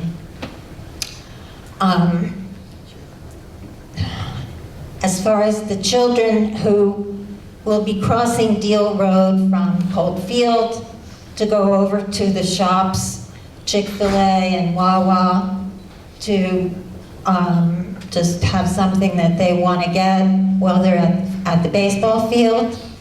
I had a lot of children. They all wanted to get lots of things when they were there, waiting for their brothers or sisters who were playing.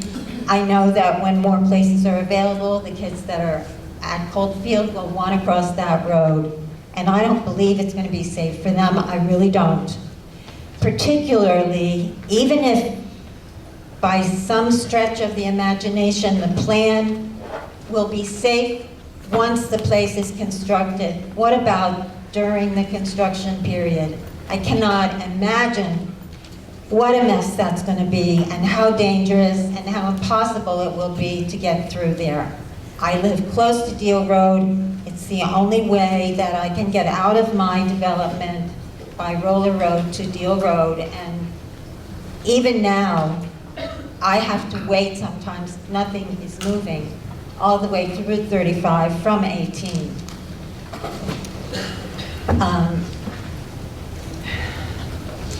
I too am very concerned about the environment. I know we have all been told many times that that's not part of the purview of this development, but I think that developing without any thought about that is quite short-sighted, particularly with every day more and more information coming in about the dangers of removing trees, developing without any thought about the future and about climate change.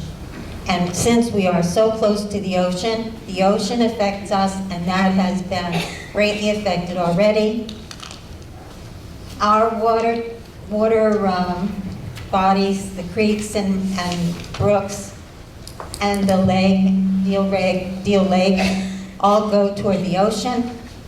And all of that is part of the same system on the earth. So I too am very disappointed that we're not even to discuss it. The big thing that I remember that I really loved hearing was at the first meeting, one of the planning board members talked about why he moved to Ocean Township. What he said was he was overjoyed to be able to find a place where he and his family could ride their bikes to the beach. I'm wondering how he feels about that now. I really do wonder, and I'd love to hear that. And my final point that I would like to make is that I've talked to so many people about these meetings from the time that I came to the first one, when I was coming to the first one, and heard about how this was going to go. I've been inviting people, friends, people I know, neighbors, as well as people in stores and people I run into here, there, and everywhere, inviting them to come to the meeting and share in the information, share their point of view, ask their questions, because we live in a democracy, and if it can't work here, where can it work?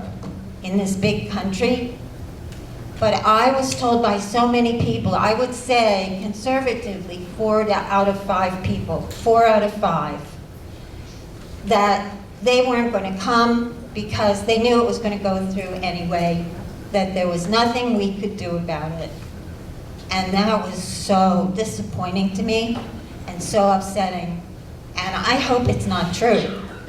I hope that the board members are listening to all the things that we've said, even the things that have been strenuously objected to and supposedly were not relevant, and I hope you understand how meaningful they are to people who live here. Thank you. Sir, would you state name and address and be sworn in, please? Yes, Neil Piper, and it's 1702 Holbrook Street in Oakhurst. It's N-E-I-L. Sorry? N-E-I-L. P-I-P-E-R.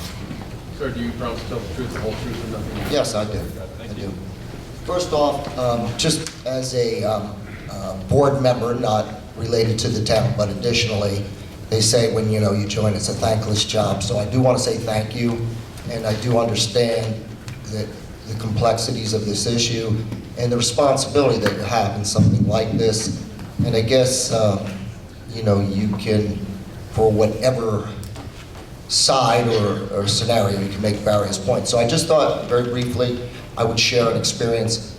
I grew up in this town since age 7, and I grew up on a street called Brookside Avenue. And Brookside Avenue is called such because there's a brook on Brookside Avenue. I now live on Holbrook, but the nice part is there's not a brook there. So in growing up there in Poplar Brook, and I've heard all these commentary, so I'm not going to pontificate in any manner about what could happen, how it will happen. That is for the experts, and there have been apparently plenty of those. But what I can tell you is, as a youngster, I used to, with friends, jump in the Poplar Brook. It never flooded. I'm still here alive and telling the story, so obviously, it didn't kill me then. I wouldn't jump in it now, though.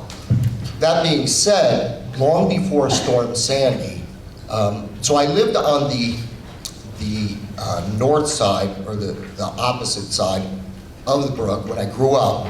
And then when I got married, my neighbor, for a long time, I lived on the other side, right across the street. And so the brook ran behind our house, and nice babbling brook. When it rained, it did come up, and I could go to the back porch and I could just watch the waters. But anyway, here's really what transpired. If anybody experienced Storm Sandy, you do have my direct sympathy. The woman who lives on Melville Street, you do too. Water did come in to the house. And if in fact in any way by this project, and by the way, I am a capitalist, okay, I readily admit it. I'm an environmentalist, so capitalist environment. But the point being is, if without 100% accuracy, if it does increase, my understanding is, and it was brought to my attention, that there are several homes on Brookside, they're not inhabited anymore. And it happens to be the one I grew up in, the one that I lived in. And we had it beautiful, and that street looks like the slum. And the quality of life, it has changed dramatically. So all I'm done. So, but what I'm really gonna say is, to the point of, is that's a huge consideration and responsibility that you're all faced with, and you have to take everything in. So I wish you well in the endeavor, and I'm sure you'll put forth your best. And I appreciate the time. Thank you, Mr. Piper. Lady to my right, can you please state your name and address, and Mr. Brown will swear you in. My name is Joan Larkin. I live on Park Boulevard in the Wanamassa section of Ocean Township. We've lived here. You don't have to raise your hand because I know you. Thank you. Challenger, but do you promise to tell the truth, the whole truth, and nothing but the truth, so help you God?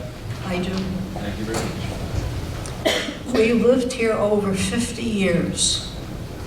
Now, Belmar has its Main Street. Asbury Park has its Cookman Avenue. Long Branch has Broadway. Red Bank has Broad Street. Ocean Township's shopping center is Route 35. And all these years that I have been riding up Route 35, I have been hoping and praying that that prime piece of commercial property at the corner of 35 and Deal Road would be developed. That is our shopping center. I came here tonight because I saw in the last Thursday's issue, Ms. Wetzel said every person who cares needs to show up. That's why I'm here. I think our planning board and our government officials in town have done a wonderful job of developing our town. That is the last remaining commercial property on the highway.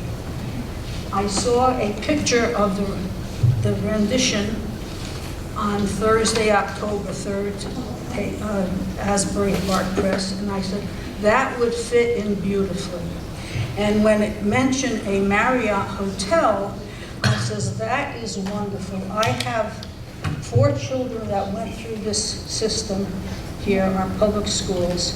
One of them is now living down in Virginia. He has 5 children. Whenever they come up to visit with their 2 dogs, the only place that they can stay at is a Marriott.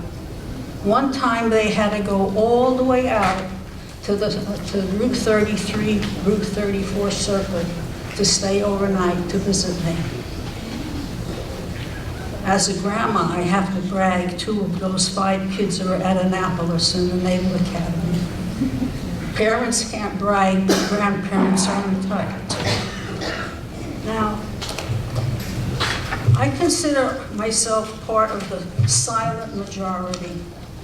We don't come out to protest at meetings. We don't make signs. We don't put ads in papers because we have been so pleased with the way this town has been developed by the people on the planning board and on the council. And now we've lost, I think I read in the spring in the Asbury Park Press, our town has lost almost $300,000 in school aid from the state. When the only signs that outnumber the 35-acre signs are the for sale signs. In last Thursday's coaster, I see here in Neptune, which I would say is comparable to us, there were 11 homes currently under contract for sale and 12 currently available. That's a total of 23.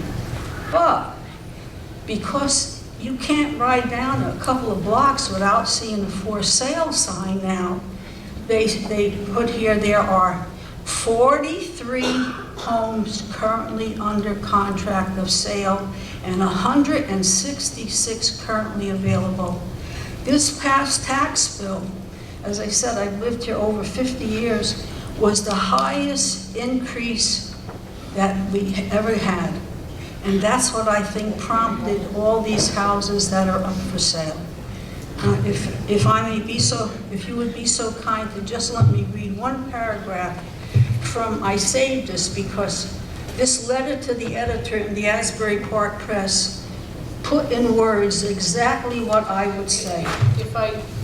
Mrs. Ledman, might I suggest that instead of reading it from what they said, you just want to offer that as your statement? It's just a short paragraph, please.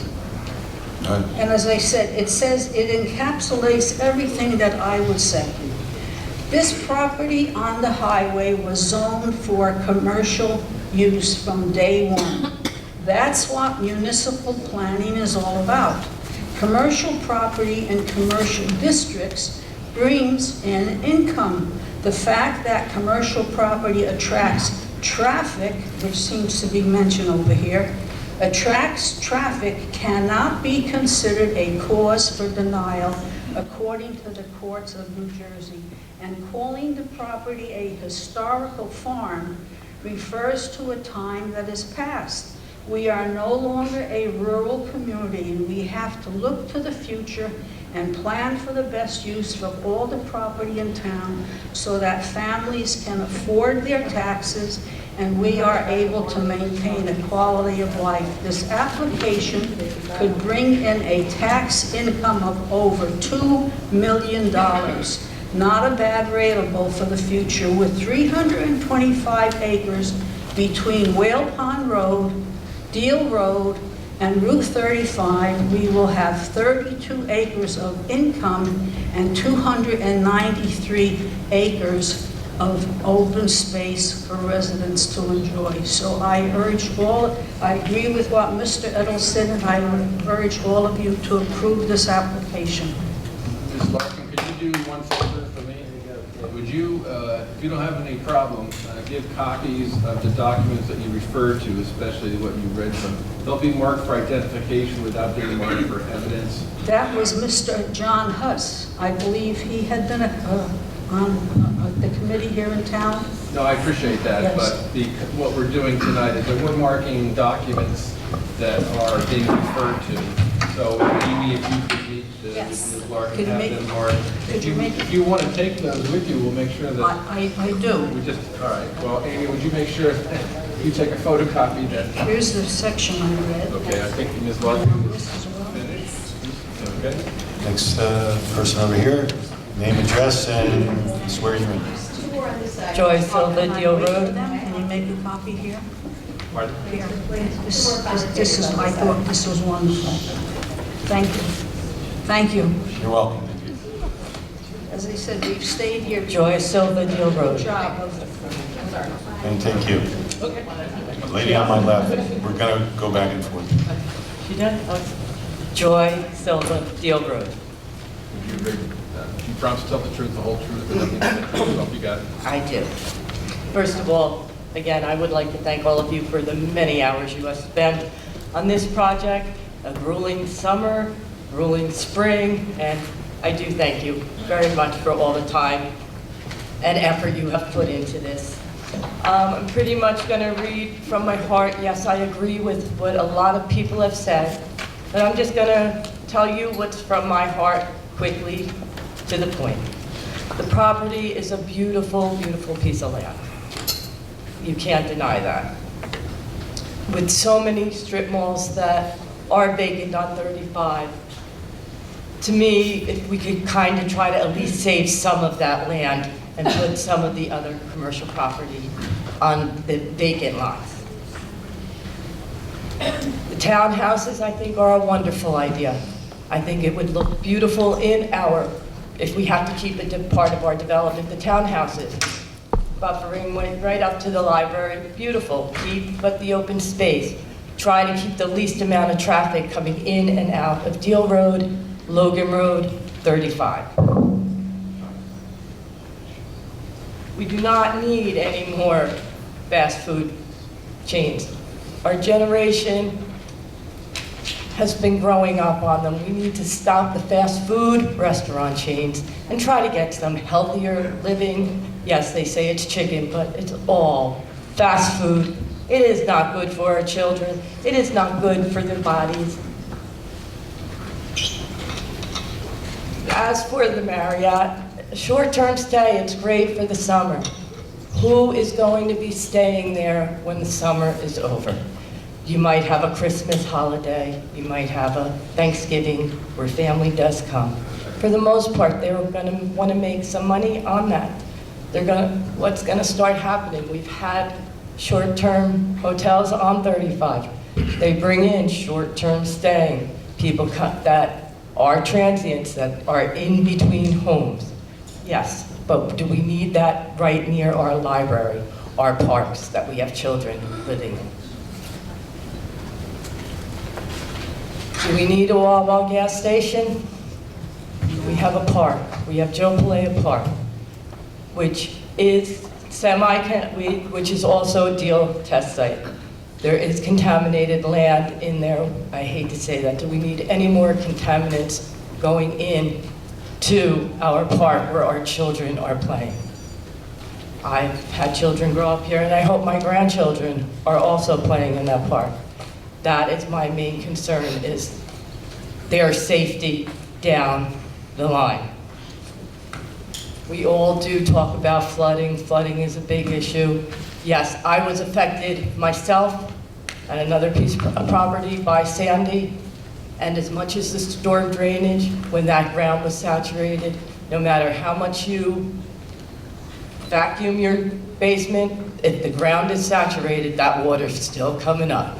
Because it's not going deeper, it's coming up through the ground. And anyone who has been affected with Sandy knows that it took days and days to even just get the water to stop flowing.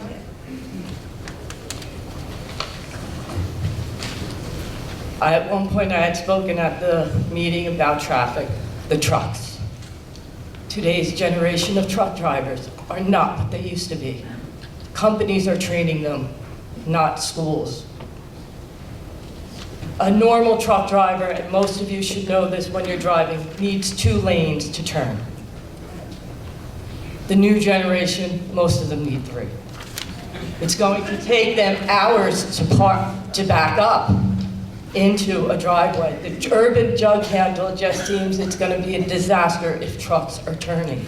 Because the new generation are not the Teamsters. They're not the ones that are the professionals. They're, granted, they're making a living, a nice living, but they're not getting trained the way the old truck drivers are.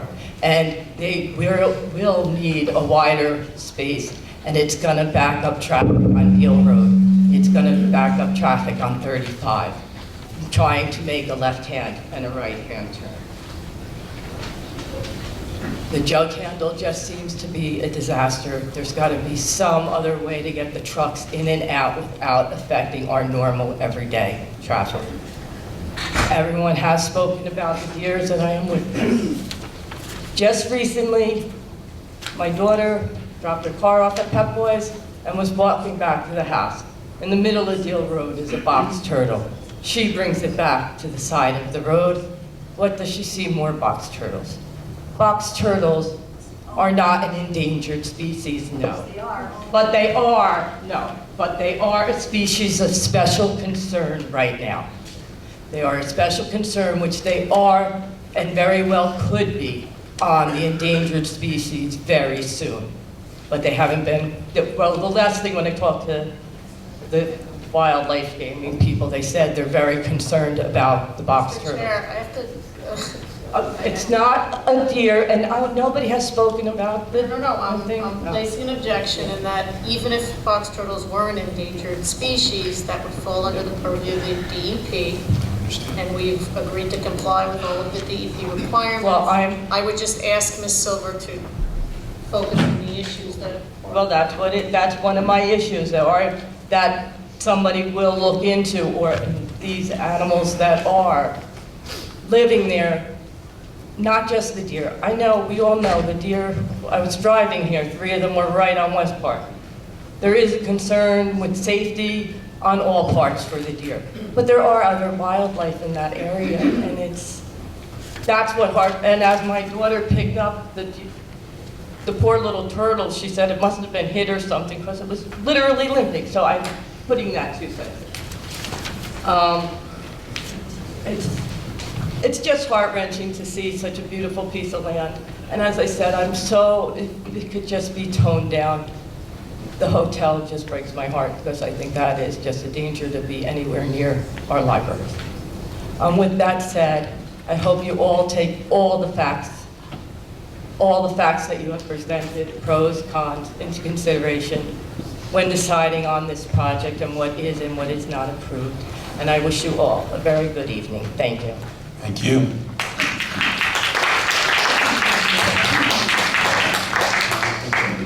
I think she went in front of Yeah, behind him.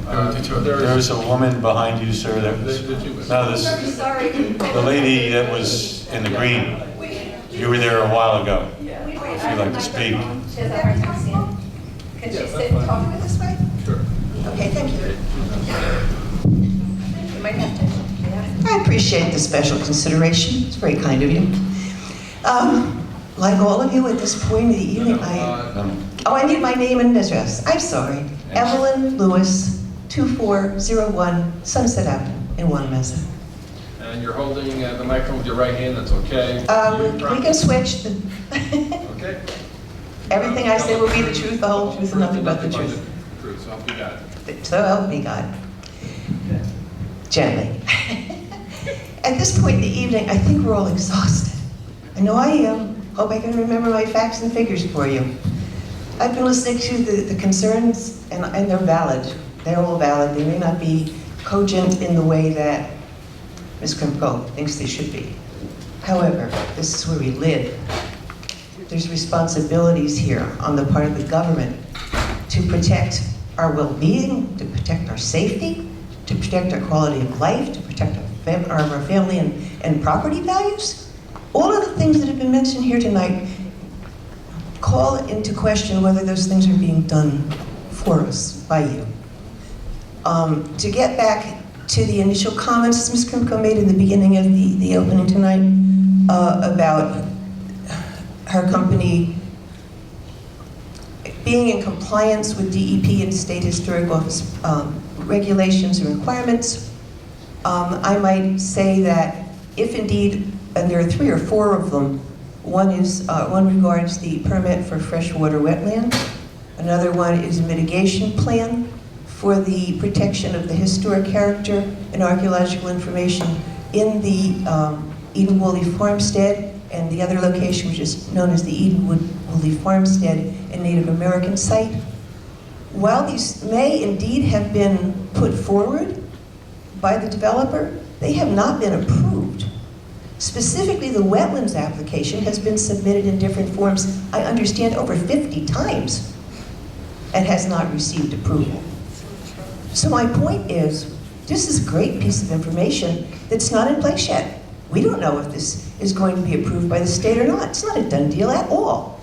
Any information and all of those reports have got to be submitted to the State Historic Council site for evaluation and approval, the State Historic Preservation Office. All interested and involved parties must meet with that organization, and a plan must be approved in writing, which will be legally binding, before any of this is even an issue as to whether you can proceed with this development. As far as I know, none of those have been approved by the State Historic Office. Have they, Ms. Krimko? Normally, You can would answer. you like me to respond? You can answer if you wish. Okay, certainly. As I had stipulated at the beginning, the wetlands permit is pending. There were not 50 submissions. I'm not sure where that number was made up from. We have completed and gotten approved all the way through the Phase 3 work plan with regard to the Indian site. I indicated we have an approval memo. It was submitted to the board. The last step, the SHPO, or the State Historic Preservation Office, has agreed that no more archaeological research or findings need to be done. The mitigation as it relates to the Eden Woolley Farm site needs a work plan submitted for review and approval. Ms. Lewis is correct. If this board were to vote favorably and the DEP were not to grant the approvals that are necessary, this development could not go forward. But as you are aware, and due to the time constraints that a planning board has with which to render a decision, the courts have determined that any outside agency approvals can be included as a condition of approval. So Ms. Lewis is correct that these approvals will need to be obtained. They are in process. I disagree slightly with the status of them as it relates, but certainly the applicant is stipulating that no building will happen until all outside agency approvals are obtained, including the DEP, the DOT, Freehold Soil, the Monmouth County Planning Board, and the various sewer authorities, water companies, etc. Yeah, we appreciate the comment about the stipulation. But additionally, as a matter of law, no project could start, unless all those collateral approvals are received. And for those who had listened to Mr. Higgins' report, I think it was the August hearing, he went through various different kinds of state and county permits that are required. And if the board were to grant it, one of the major conditions would be satisfaction with every permit and approval that is necessary. So we have a ways to go before we really know that we're in a position to vote yes or no. No, respectfully, it's quite the opposite. The board would vote yes or no, and if voted yes, it would be conditioned upon obtaining those outside agency approvals. Seems to me a vote would be a bit premature until we have that information. We'd need to take that up with the state legislature. Okay. All right, that's the initial statement that I wanted to make.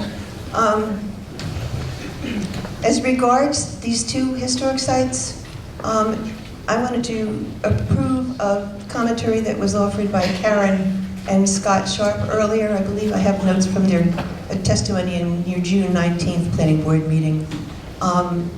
It bears repeating that the sites we're talking about have been ruled eligible for both state and national register of historic sites. That's quite something. It doesn't happen easily. You have to have significant value to the property as far as the historical relevance and the information that can be gleaned from archaeological research and studies into that property. It's not something that's given out easily.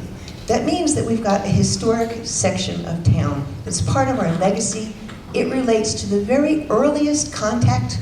Mr. Chair, I object. This was all testified to at length by Mrs. Sharp. I also think Mrs. Hudson touched on it. Yes. The applicant has stipulated that these are historic sites. They're regulated by the state. The state does not prohibit construction in these historic sites. They do mandate mitigation, which we are complying with. I'm not objecting to I'd that. have to sustain her objection, so if you could take this into another Certainly, direction. I just wanted to indicate my agreement with previous testimony that was offered here. I'd also like to quote from, hold on.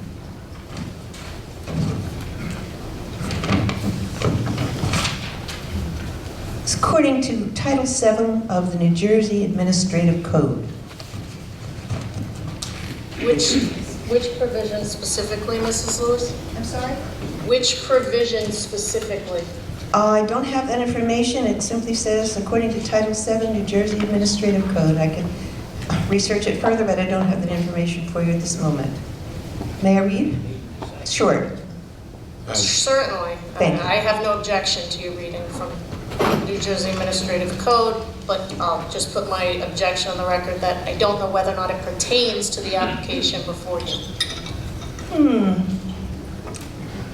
Well, let me just say what the recommendations say regarding historic sites. Development that incorporates historic and archaeological resources in sensitive and adapted reuse is encouraged. With the proposed development, there will be no trail or walking path to commemorate the places Native Americans hunted and gathered. Nothing on the site will remind us that this was once a historic farm. There will be no sense of place. The uncommon will be replaced by the common because we removed all traces of what is meaningful, historic, or unique about this property. All visual reminders will disappear. It will look like thousands of properties anywhere in America because we traded our heritage for fast food, gasoline, and perhaps a place to spend the night. To me, that's a bad bargain. And that is my personal opinion, so you can take it or leave it. The other thing that I would like to contribute to the discussion, you correct me if I'm wrong, because there was no requirement by the DEP for an environmental impact study to be presented. Do we have such an animal, or was there never done? An environmental impact study was submitted and has been on record now for... Would it be this one? From Mazer? If so, it's a 2-page. no information, no specific information, useful or otherwise, is involved in this. This is throwaway. I did some research on my own because I was frankly interested. This is a new battle for me. And I went online and I wanted to see, again, here we go back to trees. But trees in a very specific sense that I don't think has been addressed yet. Removal of that many trees, and I've heard the number vary, I just picked an arbitrary, say 4,500, maybe that's large, maybe it's not sufficient. However, the impact of trees, or the lack of, is huge. Mr. Health Chair, benefits. I object to continuing this. First of all, the number 4,500 was never discussed, even when it was extrapolated, but regardless of to the number of trees, we've discussed trees probably Right. for You made it plain before. 10 hours already. All right, may I say this? So I object to any further comments with regard to the trees unless it's something new and it's pertinent to the board's Okay, you have to consideration. sustain your objection. Do you have something new, Ms. I hope so. Okay, well, I'm ready to listen. All right. This relates to an actual health hazard if those trees are removed. When I looked at figures, what I found out was that each acre of land that is populated by trees removes 2.6 tons of carbon dioxide from our air in a year. If you multiply that out by 32 acres, you've got those trees currently in Mr. Chair, I object. First of all, we're not clearing 32 acres. We're not taking down the trees from 32 acres. Perhaps Ms. Lewis wasn't aware of the fact that 8+ acres are being fully preserved and not being touched. Secondly, we are meeting the ordinance requirement for the replacement trees or the payment into the tree fund with the township can then plant the trees, replant trees that were removed and make that I up. have to sustain Ms. Krimko's objection because she touched on this about an hour and 15 minutes ago, if I'm in that range, and she went through this before. And you're going over it again. I'm going over it from the perspective of the health impact, the removal of that many trees, even if it's not the full 4,500, whatever the amount is going to have an effect on our breathable air in Ocean Township. There, I can give you a commentary that was done recently in an environmental. No, I object to any commentary unrelated I'm gonna have to to sustain expert objection. testimony put before this board. All right, then you don't want to know about the danger from small particles and the sort of particulate that the trees would protect us from. Ma'am, this isn't the first I've heard of that, not from you or anyone in here, but I've read about that. It's huge. And I assume some of the members of this board may be aware of it as well. I do want to remind you, I indicated in the very beginning of this meeting that I'm only going to allow testimony until 10 o'clock, or if we take a break, whatever time that break is, plus 10, okay? So by going on in this way, you're preventing other people who are your constituents, or whatever they are, your friends or your colleagues, from giving their commentary as well. So this will come to an end at 10 o'clock. What time is it now? Plus a bathroom break. There's a big clock on the wall behind you, it says 9:20. 9:20, all right. I was hoping I'd keep it brief. There was a great deal more I would have contributed had I been given the opportunity. My concern, again, is for the health of Ocean Township. As it stands, it's bad enough with the pollution. We're a heavily densely populated area with heavy traffic density as well. You have a lot of things that would need to be looked at. I would hope a very thoroughly developed environmental impact statement would be in place and submitted to the planning board before we go any further with discussion on, or vote, God help us, a vote. There's a lot of pieces to the puzzle that are missing.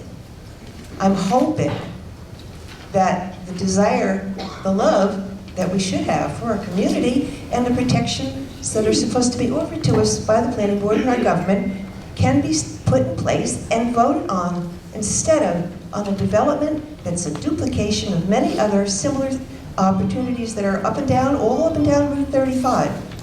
I directed it myself from Asbury Park Circle to Industrial Way. You've got on the northbound section alone 5 gas stations within 2 minutes of this projected Just new say gas that's station. irrelevant to this particular application. Is it? Okay. Yes, it is. Well, I think it would have something to do with the success of the the opportunity. Well, I'm well aware of the amount of gas stations on Route 35. That's close to it, but it's not relevant. All right, well, then I guess that's not relevant. I thought it would be. Living here, I would think it would be. However, I don't want to take up any more time. There are other people here who need to speak. Thank you for your attention. Thank you. We are going to take a 5-minute break for the benefit of the board members and anybody else that would like to take advantage of that. Ladies and gentlemen, we'd like to start again. We'd like to proceed with the commentary. There's a gentleman here on my right, standing with a khaki-colored jacket. Can you state your name and address, please? My name is Nick. And be sworn in. Roll again? Oh, call Yes, roll. call the roll. Mr. Brody? Here. Dr. De Benedetto? Here. Mr. DeFilia? Here. Mr. Duffy? Here. Ms. Close? Here. Mr. Sieno? Here. Mr. Weinstein? Here. Chairman Burley? Here. Sir, your name and address, and he'll swear you in. My name is Nick Romagnoli, Romagnoli, 22 Dogwood Drive. Raise your right hand, please. Do you promise to tell the truth, the whole truth, and nothing but the truth, so help you God? I do. Thank you. I want to thank Mrs. Larkin, who preceded me, lady up in the back. She very succinctly stated why this project should be approved. Therefore, my remarks will be truncated. The project fits squarely within the zoning. The developer has a lot of hoops to jump through. This project should be approved, and I urge you to approve it. Thank you. Thank you, sir. Lady to my left. Carrie Gordon. I'm a resident of Ocean Township. I live on Dwight Drive. Can't hear you. Yeah, could you move a little closer to the microphone, please? And raise your right hand. Do you promise to tell the truth, the whole truth, and nothing but the truth, so help you God? Yes, I do. Please spell your last name. Gordon, Gordon. Gordon, Gordon. I'll try to be brief. I want to thank the council for taking the time out to conduct this hearing. And I want to first state that I oppose this development, along with all the other residents that have spoken previously throughout the many meetings, and in addition to the nearly 1,300 people that signed the petition that is with Ron To Kirk. object, any consideration to a petition should not be considered by this board. Well, those people could not be Correct, here. and it cannot be considered. Well, they could not be here, so. One thing that I've only attended 2 meetings because I found out about this development.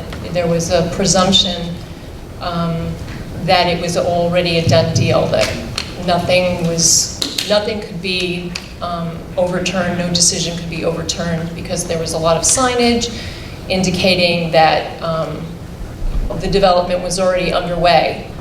So I think it scared a lot of people off. So as I stated, I've only been to 2 meetings. This is the 2nd meeting, so I'm going to try not to be redundant, but one of the things I would like the board to consider, and it does harken back to the fact that there is going to be more traffic influx. But one thing I don't think that has been broached is that how it's going to affect the police and emergency services response time. I did hear of a story in town that just a couple of years back, just because of the traffic on Deal Road, that the police and emergency services were delayed, and there was a death attributed to that delay. So I would just like the planning board to consider, I know that they keep talking about the urban junk handle, and they're also talking about that everything has to be considered as far as it relates to within the complex of development. But I will state that, in fact, any type of emergency response time or delayed emergency response time could be held within the complex itself. I mean, if somebody has a heart attack at the hotel, or somebody has something else, there's a fight that breaks out, or there's some other happening, there could be some type of delayed response time from the police. There's also the fact that anything that's open 24/7 does tend to attract a lot of crime. And the police force is going to be further burdened by anything that would be going on, brought in with the fact that there's a hotel and 24/7 convenience services. I would just leave it as, I just hope the board votes with their clear conscience and votes against this project. Thank you. Thank you. Young lady in the green, name, address, and Mr. Brown will swear you in. Yes, my name is Sarah Klepner. I live at 185 Monmouth Road in West Long Branch. Raise your right hand. You promise to tell the truth, the whole truth, and nothing but the truth, so help you God. Yes, I do. I'm here. I don't live in Ocean Township, but I am a resident of the planet Earth, which is warming wildly out of control, beyond everyone's expectations. Removing 32 acres of trees at this time. I have to object, Mr. Chair. We are not removing 32, we are not removing Please don't. 32 acres. Please We don't. are No, it's just planting pursuant to the ordinance. Correct. We're replanting pursuant to the ordinance. Correct. And I'd ask that the person speaking direct her comments to the chair and the board as opposed to members of the public. Okay, I will direct the remainder of my comments to the board. I would suggest that the applicant could recoup their expenses, let this go, recoup their expenses through the open space funding that is available. This is the way forward. This has to be the way forward. To object, Mr. Chair, it's not relevant. Last comment. I've only been to one meeting prior to this. I've been kind of following it, but I'm gathering that there is some pretty heavy legal pressure. And I'm not an attorney, but I ventured perhaps that the necessity defense may be invoked, considering the harm that is at hand because of this project. It is not worth it. The necessity defense normally claimed in criminal cases that the law had to be broken in order to prevent a greater harm. And on a planet that is warming wildly, that is fraying immensely, the UN has warned us, and not everybody accepts the UN's proclamations, but it is quite serious, and let's go in the other direction. And Ocean Township can set a legal precedent, perhaps, and also an environmental, get the support of a lot of environmentalists nationally by rejecting this application on the basis of the fact that it will contribute to the downfall of human civilization. Simply put, I'm sorry. I'm very sorry. We are all very sorry. And this is just a small little tiny piece of it. But let's do the right thing. God bless all. Thank you. Can you state your name and address? Mr. Brown will swear you in, ma'am. I will. Probably the last one, so I try to keep everything brief. My name is Elizabeth Naparala, and I reside at 25 McKinley Drive in Ocean Township. Would you raise your right hand, Wait, could please? she spell her last name for the court reporter? Sure. It is Napierala.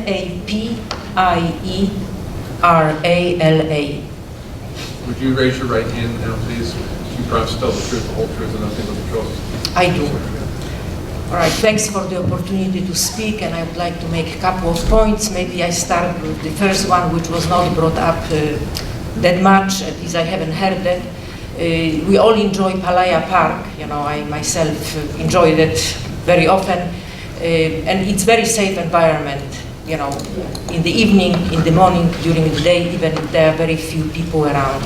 I'm concerned that with the development of the 24/7 facilities like Wawa gas station and also Marriott, there will be the opportunity for not always desirable elements to go to the park and kind of create the environment that no longer will be that safe.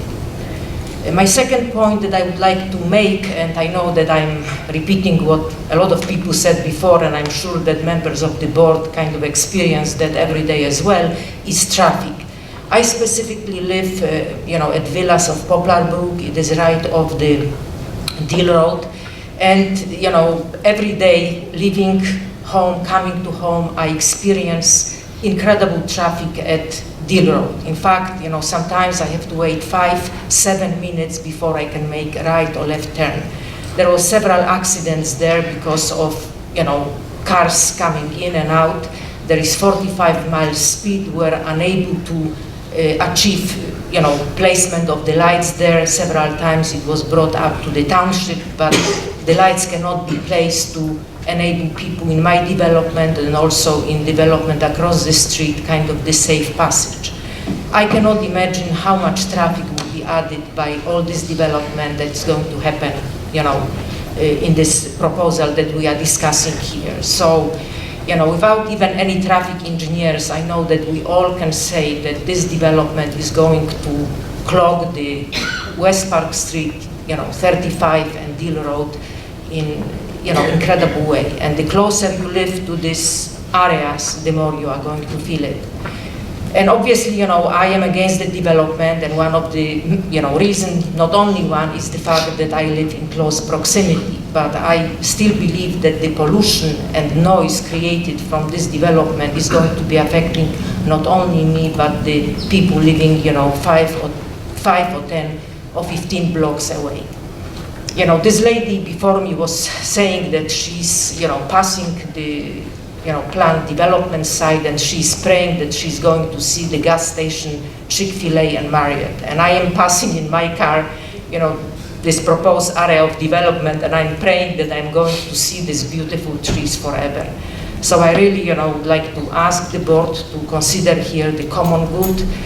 Like the people stated before, I am not against development. It is good to develop good things, but I don't think that it is a good thing to develop that it's proposed here. Thank you. Thank you. The young lady on my left, name and address, please. My name is Alexandra Meyer, and my address is 1006 Bendermere Avenue in Ocean Township. Raise your right hand, please. Do you promise to tell the truth, the whole truth, and nothing but the truth, so you got it? I do. So I'm really only here as an Ocean Township resident through and through. I went to every single school here. I graduated here. In fact, when I walked in tonight, I was like, oh, I love it here. This is the best place ever. So I went away to college, came back, did a stint in Red Bank, lived in Bradley Beach, and then I decided to move with my husband to Ocean Township. We chose this town because of all the great reasons that we all, I think, choose to live in this town. I'm no longer a child and I'm in business. I understand that there are people who own the land that need to make the money.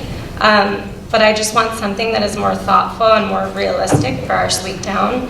I don't think the people developing this property have our best interest at heart. I think that there are ways to develop something on that land that maybe has an entrance from 35 versus kind of disrupting what's happening on Logan Road and Deal Road. I also think that there has been crime in Ocean Township recently. I was a victim of a car break-in.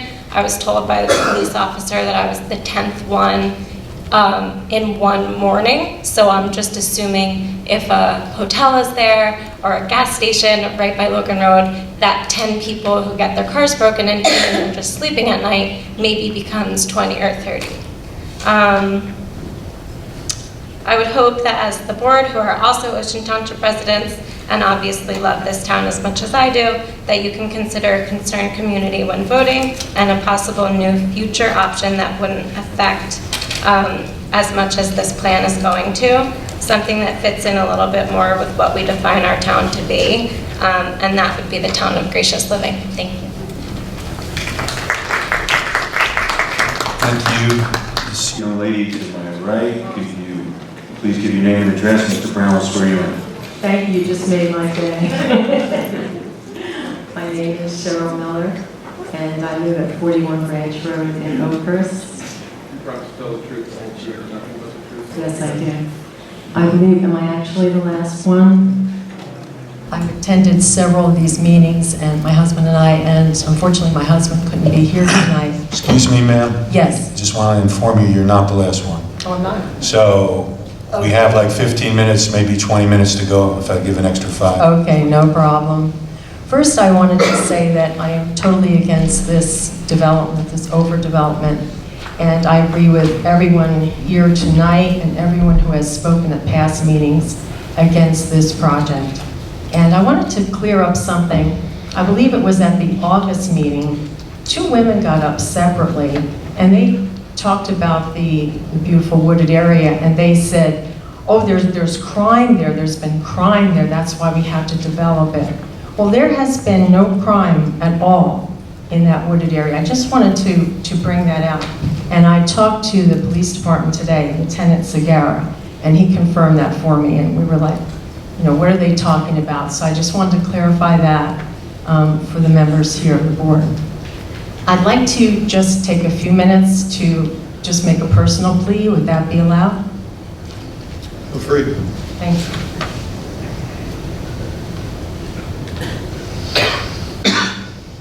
My husband and I first moved into this community of gracious living in 1981. And indeed, we felt that it was. But little by little, it began to change. As precious land with acres of trees was gobbled up, clear-cut, and developed. Our once abundant tree canopy continues to be sacrificed for townhouses, condos, age-restricted dwellings, shopping areas, and the like. Their bucolic names are often a joke. Hidden Meadows, Rolling Meadows, the defunct Ocean Glades, the Enclave, and so on and on. And the Whale Pond Brook areas often are feeling the brunt downstream with flooding issues from these projects, and that's where we live. And we felt the flooding as each new project was constructed. The Wayside section of town has also had its share. While zipping through Route 35, have you ever slowed down? I did, and taken a good look at what's there. Business after business, gas stations, hotels, restaurants, grocery stores, car washes, offices, strip malls, large and small, often with vacancies, car dealerships, etc., one after the other. Even where small areas of trees once managed to survive, sure enough, they were soon sacrificed for yet another store expansion or a bank. I suppose that much of the general public has grown complacent or has become conditioned to this being the norm, the status quo. But this beautiful treed expanse we're trying to save is an uncommon exception, a real wow moment in the blur of over-commercialization. It has been described as one of Route 35's last bucolic vistas, a rare buffer. What a delight to enjoy its untouched beauty and tranquility as we wait in traffic at the light before zooming home or on with our daily errands.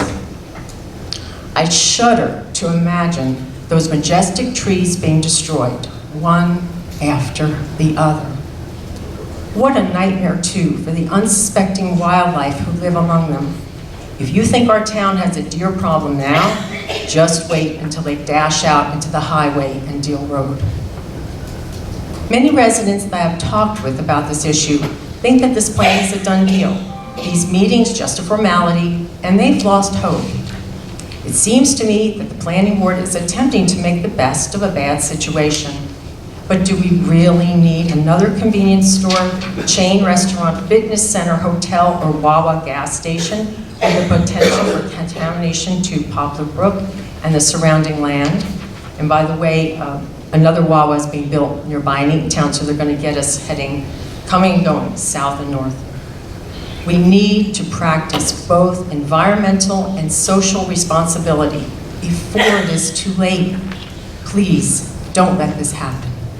Thank you. Thank you. Sir, could you identify yourself, give your address, and Mr. Brown will swear you in. Absolutely. My name is Joe DiDario, live at 16 Carberry Road. Could you spell your last name? Sure, D as in David, I-D-A-R-I-O. Do you promise to tell the truth, the whole truth, and nothing but the truth, so help you God? I do. Ladies and gentlemen, thank you very much for all your time, for your effort. I know it's been a tireless process. I've been an Ocean resident for about 20 years. I moved in 1999 when I got married. I can say we've seen a lot of development in town. You have a commercially zoned piece of property. It is going to be developed at some point in time. You have a local builder who I think will do a good job. The tax receivables certainly are needed. I think at this point in time, going forward is the right thing. Thank you. Thank you, sir. Next, this gentleman to my left. Name and address, and Mr. Brown will swear you in again, sir. Yeah, hi, my name is Todd Katz, 12 Malky Drive, Wayside. KATZ? Yes, please. And you perhaps tell the truth, the whole truth, and nothing but the truth, so we got it. I do. I've lived in town for the last 23 years, and my wife and I have raised our 4 daughters here. I work in commercial real estate and have placed a client of mine in one of the applicant centers, but please note that I don't work for them, and I have nothing to do with this project professionally. But personally, I feel that this project is a nice addition to a commercial corridor that has been suffering for the last many years. To have national as well as strong local and regional players interested in coming to town, I think is a very good thing. I've seen in my professional career how bringing new, nicely designed mixed-use communities with uses that our community wants and needs can help improve the other areas around them. For example, when Wegmans opened up for business, everyone thought it was going to be the end of Food Town. Food Town stepped it up and upgraded their store to compete to all of our benefits and theirs. I've come to many meetings that the developer has hosted to ask for ideas to improve the project, and I appreciate their willingness to do so and have seen the many changes that they are willing to accommodate the residents' concerns. I don't think it's fair to expect a property owner to leave their highway-fronted commercial property that is zoned for this proposed use vacant. I think the developer's willingness to reduce the size of their project from what was originally presented shows their willingness to try and do the right thing for all. It's going to add jobs, tax revenue, and clean up the corner that currently looks horrible. I look forward to biking or walking to the center from my home in the future to enjoy what it has to offer. Thank you for your time and volunteerism to help make our town a better place. I trust our township professionals on ensuring this project will meet all regulations. Thank you, sir.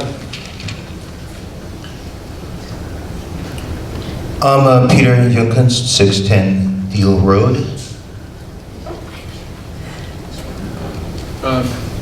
I know you're married to Ms. Wenzel, correct? Not since the last time you said we could come up. I'm sorry, what was the question about my being married? What's the relevance of that? You're before the appellate division right now, represented by the Davidson Law Firm, and it's you and Ms. Wenzel who are the named plaintiffs, correct? In the appeal case? Of course. Yeah. So you've seen each other. Yes. So, as you know, last hearing, Ms. Wenzel provided testimony, and she was represented by the gentleman here. So, wouldn't you also be represented by counsel? Yes, I'm represented by counsel. All right. So, therefore, Peter, you're not represented by Herschel. You're being represented by Dennis. He's being represented by this. He's being represented by the same law firm. Yeah. You're not represented by one member of a law firm and not another. Number Correct. one. Number two, unless it can be demonstrated that the funds that are paying for this attorney are coming solely from Ms. Wenzel, I have to assume that if they're coming out of the marital funds, then both are being represented. They are coming out of 2 different separate credit cards. Mine is from his, and Peter's is for Dennis. So yes. we agree that, for the record, we can't have multiple people speak. You have to be at a microphone. So let's ask counsel to explain the relationship, please. Yes. One of the partners in my firm does represent Mr. Youngquist and Ms. Wenzel in an appellate division hearing. Right now, I'm only representing Ms. Wenzel at this hearing and not representing Mr. Youngquist. You have a separate retainer agreement just with Ms. Wenzel for the representation? We have a separate retainer agreement for the representation in this matter. Okay. Thank you for the clarification. All right, and so do you need the spelling? Spell your last name? It's Jungnkunst. And would you raise your right hand, please? Do you promise to tell the truth, the whole truth, and nothing but the truth, so help you God? Yes, I do.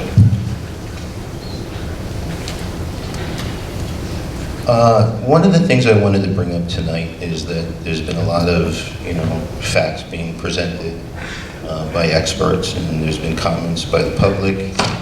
And some of what I heard when I started to look at the facts, could be disputed, or some of them seem misleading. Some of them required some context.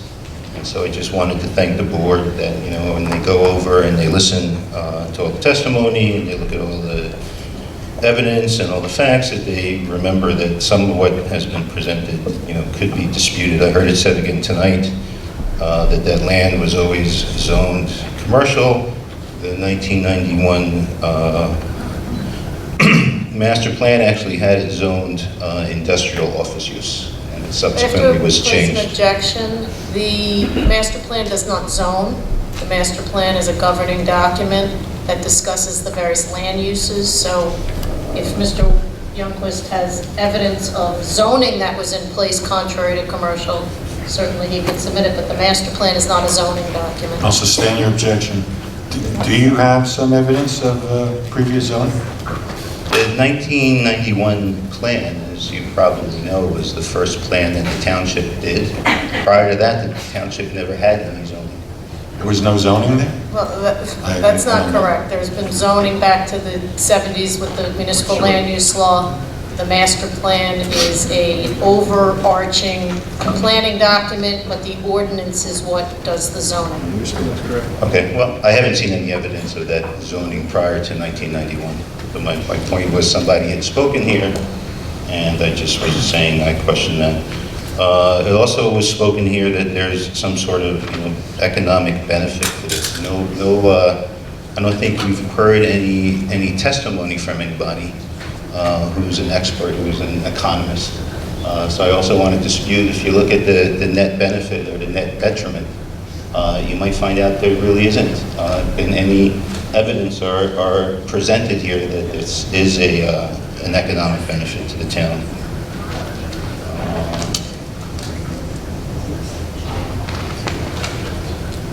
I was looking again also at the MLUL handbook and some of the MLUL 40.55E, and it was, sort of making me see again that there is a sort of responsibility of the planning board in reviewing this application, to see that it respects, all of what's in the MLU. One of which was that there should be a promotion of a free flow of traffic while discouraging facilities which result in congestion. I just want to say I agree with all the comments about the traffic problems that are being created. I also think it's a flaw that we're not having a software simulation done. That was done, I believe, when Stop and Shop made a presentation. I had meant to ask for that, I think, at a prior hearing, but I never got an opportunity. So I would also ask, if it's possible, as one of your conditions, is that you actually ask to see a software simulation. I think it's called, I forget the name of the software that the traffic engineer had, but he can do it. In fact, I think the same traffic engineer did it in the Stop and Shop presentation. So I'd ask you maybe also to, ask for that. There's other things that I think you should ask for. Mr. Higgins had said that he couldn't really see any hardship economically on the applicant if they were to put in the berms that were in the ordinance 2303. And then he said that he had made a mistake when 2303 was written, and that he was going to create an explanatory letter so that we no longer need the berms along Deal Road or the highway. I have to object. There are berms along Deal Road, and it meets the intent of the ordinance. What Mr. Higgins indicated, the inclusion of a berm or a visual screen on Route 35 was the mistake. The ordinance is met to a T as it relates to the buffer requirements, including berms along Deal Road. We are not seeking any variance relief from those sections. The original zoning ordinance had berms along Deal Road. I believe somebody... We have berms along Deal Road. I'm sorry, along Route 35, and I believe your civil engineer testified that he thought it would cause blight. I don't think any evidence was brought up. I can go back, but I specifically remember, I could go back and find it in the transcript. But he said that he thought that having the berm would somehow cause a blight condition, and I saw no evidence of that presented. So I think Mr. Higgins should go and put back the berm along the highway, as 2303 originally had it. Am I to understand then that you're not seeking a variance because Mr. Higgins' letter has changed the zoning, the berms are no longer required? Mr. Chair, I'll address you. This isn't a question and answer. What I stipulated to is that we meet the requirements for the berm and the buffer on Deal Road. Correct. We are seeking a variance from having to include a berm along Route 35. I understand. And is there on record something down that I could see at Mr. Kirk's office of any more variances that have been submitted since our first meeting? I'm not aware of it, but Mr. Kirk... My notice of hearing is on record with Mr. Kirk's office, as well as Jim Higgins' letter identifying the variance relief. Okay, so an additional variance is being requested? You've been asking for since day one, or have you? They've modified, but only to the extent that they were changed in direct response to the board professionals' requests for certain things. Is that including the urban jug handle, or did not? Correct, the urban jug handles, some of the other items that either Mr. Higgins or Mr. Fitzgerald had indicated, in their opinion, was either a better zoning alternative or a safer situation. But nothing relative to a change on the Route 35? Nothing relative to the change in Route 35. Thanks for that clarification. Again, I really, just my opinion is that not having the berms along 35 is a substantial change and is inconsistent with the applicant's attorney first statement, which says she largely complies with 2303. She was only seeking, I believe, 2 minor variations when she first spoke. So now we're going to a major one to allow the berms to be deleted as a requirement in 2303. And another major one because 2303 requires a jug handle configuration on the corner. So to me, those are huge. And you've heard a lot of, the majority of people have said that they're concerned about traffic, they're concerned about safety, they're concerned about health. And I think those 2 issues there, the berm and the jug handle change, you really need to give a lot more consideration. They're not minor variances. I also wanted to say that I agreed with a lot of the traffic testimony. I think I don't want to keep repeating myself. It's been brought up many times that we tend to repeat ourselves. I thought about that a little bit, and I'm not sure I really understand it completely. But a lot of times, applicant's attorney is saying that we're being repetitive, we're not offering things new, and what we're saying is not relevant to the application. And if we were attorneys, I believe, that standard is for attorneys and experts to not be redundant. All right, and that's for attorneys to be relevant. It's not necessarily for laypersons. And so I would like to thank the board for allowing us to have all those comments. All right, but the reason those comments were given was because facts also required some context. So everybody was talking about things off the site.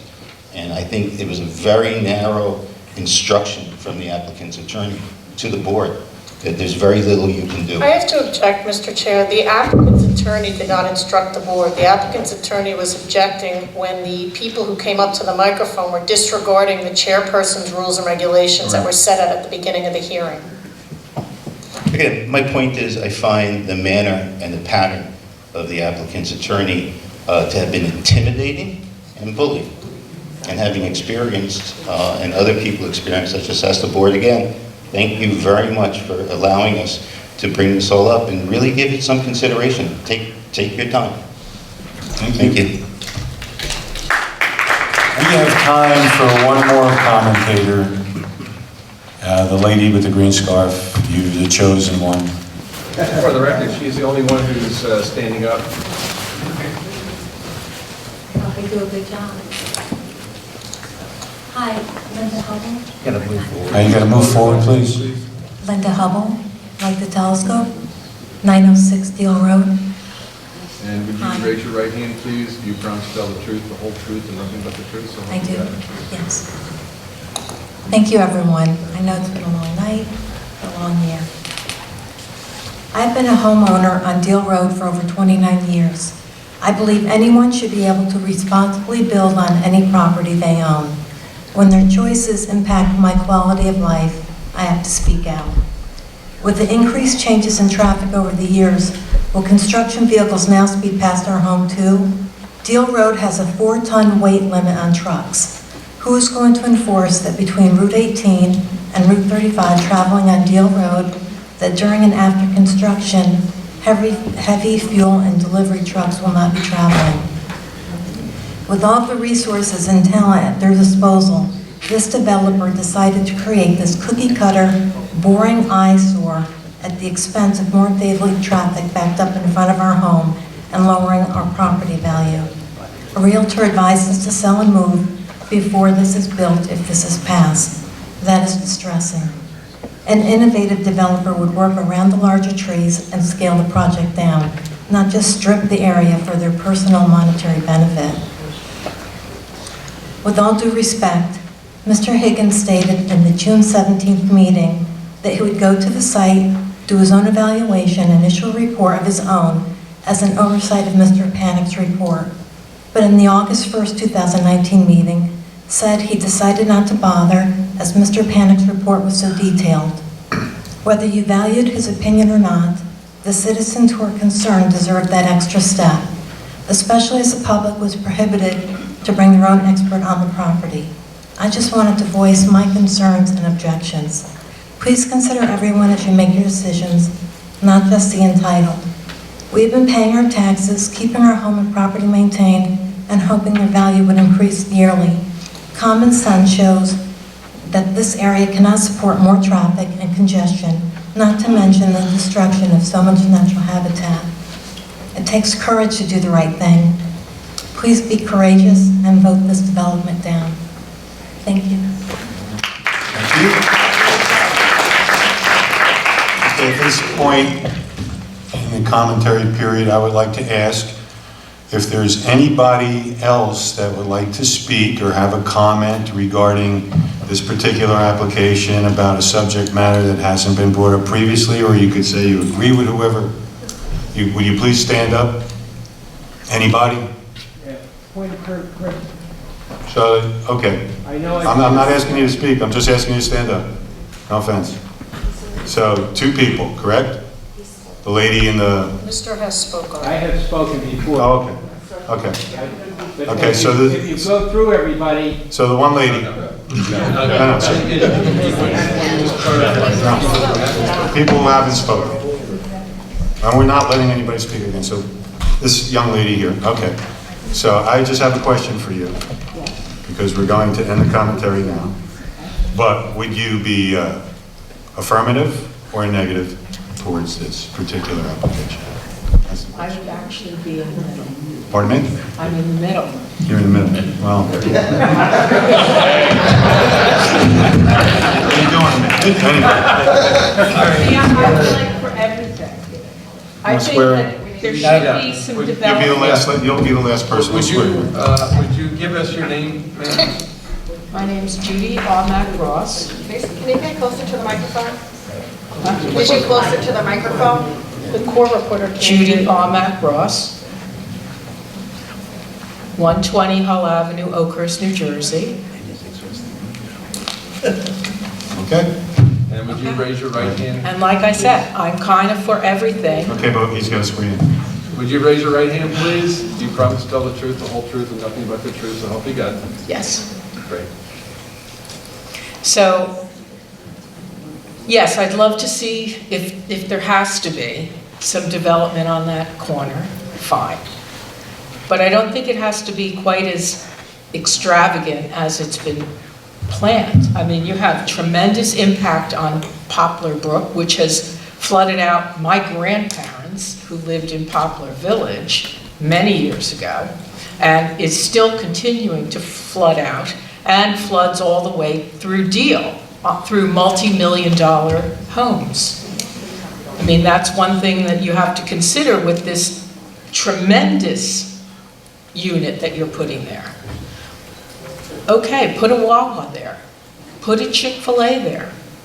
How about put the hotel where the Orchard Plaza is, which is an absolute dead mall? Well, that's irrelevant, but go ahead. What? Just proceed. I mean, you got plenty of dead spots there, on Route 35, that you could put low-income housing, you could put, whatever you want. Yes, I agree. You want to put something on the corner? Great. But be sensitive to the environment, and most especially to, I know there's some Indian lands there and historic stuff, but you also have the brook that has historically flooded our own towns. My grandmother was put out of her home. We had to get her in a boat. My family has lived in Ocean Township for more than 100 years. I'm not I didn't just move here because I thought it was a town of gracious living. I live here. My dad built the house I live in, okay? He built it with his own 2 hands. He put the road in. So, yes, I'm invested in this town. I do want to see development. I do want to see us grow. But I don't want to see it at the expense of us losing our environment and having more flooding. Because I live near Poplar Brook too. I don't want to be flooded out. Yes, I'm 3 blocks away, big ones, but who knows in today's world? Okay. That's it. Well, thank you very much. Thank you. Appreciate your commentary. Ms. Krimko? Did you want to say something? No. Do you have any comments about due process provided to the... No, I mean, I think that the board made it clear that at the 12th hearing, they were going to close public comments at 10. It's 10 after 10. I think that everybody had their opportunity to speak. Yes, okay. Okay, at this point, I'm going to close the public commentary period. Why don't you make a motion on that? Or would somebody forward a motion on that? Point of privilege. No, that's fine. You make a motion? I think you have to honor that. Somebody make a motion, please. I'd like to make a motion, close the public comment, please. I'll second it. Roll call vote. Mr. Brody? Yes. Dr. De Benedetto? Yes. Mr. DeFilia? Yes. Mr. Duffy? Yes. Ms. Close? Yes. Mr. Siano? Yes. Mr. Weinstein? Yes. Chairman Barilli? Yes. Okay, now, we're going to discuss this, okay. Yeah, so as I had indicated at the very beginning of tonight's hearing, counsel for the applicant will have an opportunity to sum up at the end. And based on the Friday letter, counsel for Ms. Wenzel had asked for the opportunity to sum up presumably her testimony. Is that fair to say, counsel? That's correct, yes. So why don't we have you come down and speak at the microphone you've been speaking from before. Thank you. I'd first like to thank the members of the board and the public and the developer for participating in these hearings. I know they've been lengthy and somewhat tiring, but as we heard from Jackie Wenzel and other members of the public who testified here tonight and other meetings, there is very strong opposition to this application.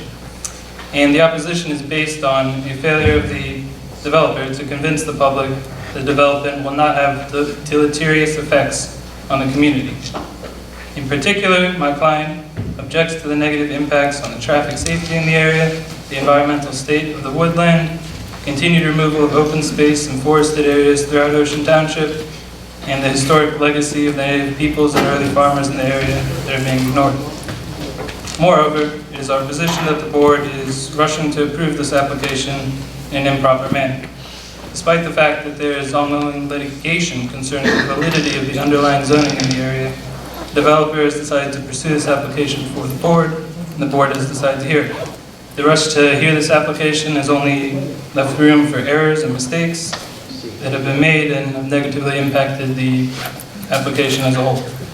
In numerous hearings on this matter, we've heard plenty of testimony from applicants' experts, and the board has had opportunity to review various studies and plans submitted by them, and yet we as objectors have been afforded relatively little time to present our own case before the board.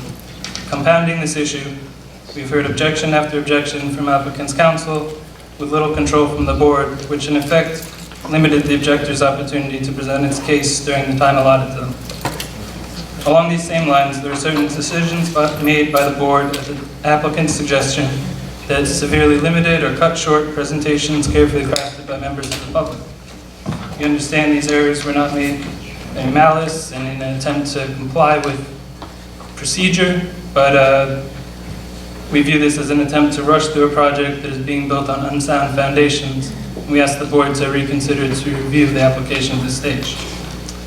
And despite all this, Ms. Wenzel and many other members of the public have come to nearly all 12 meetings before the board on this application to voice their opposition to this development, precisely because the applicants have not demonstrated that they can develop this project with the variance approvals without substantial detriment to the public good.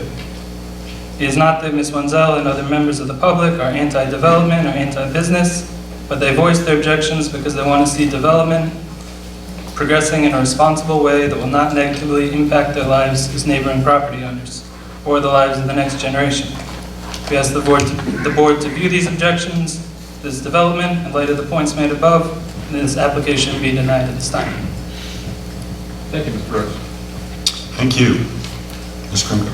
Thank you, and I just don't think any of us would agree that there's been any rushing with 12 hearings in all the years I've been doing this.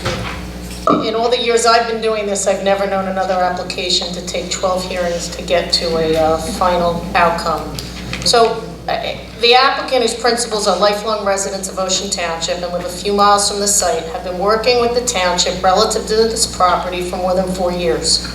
The initial proposal made to council included a mixed use with 255 residential units.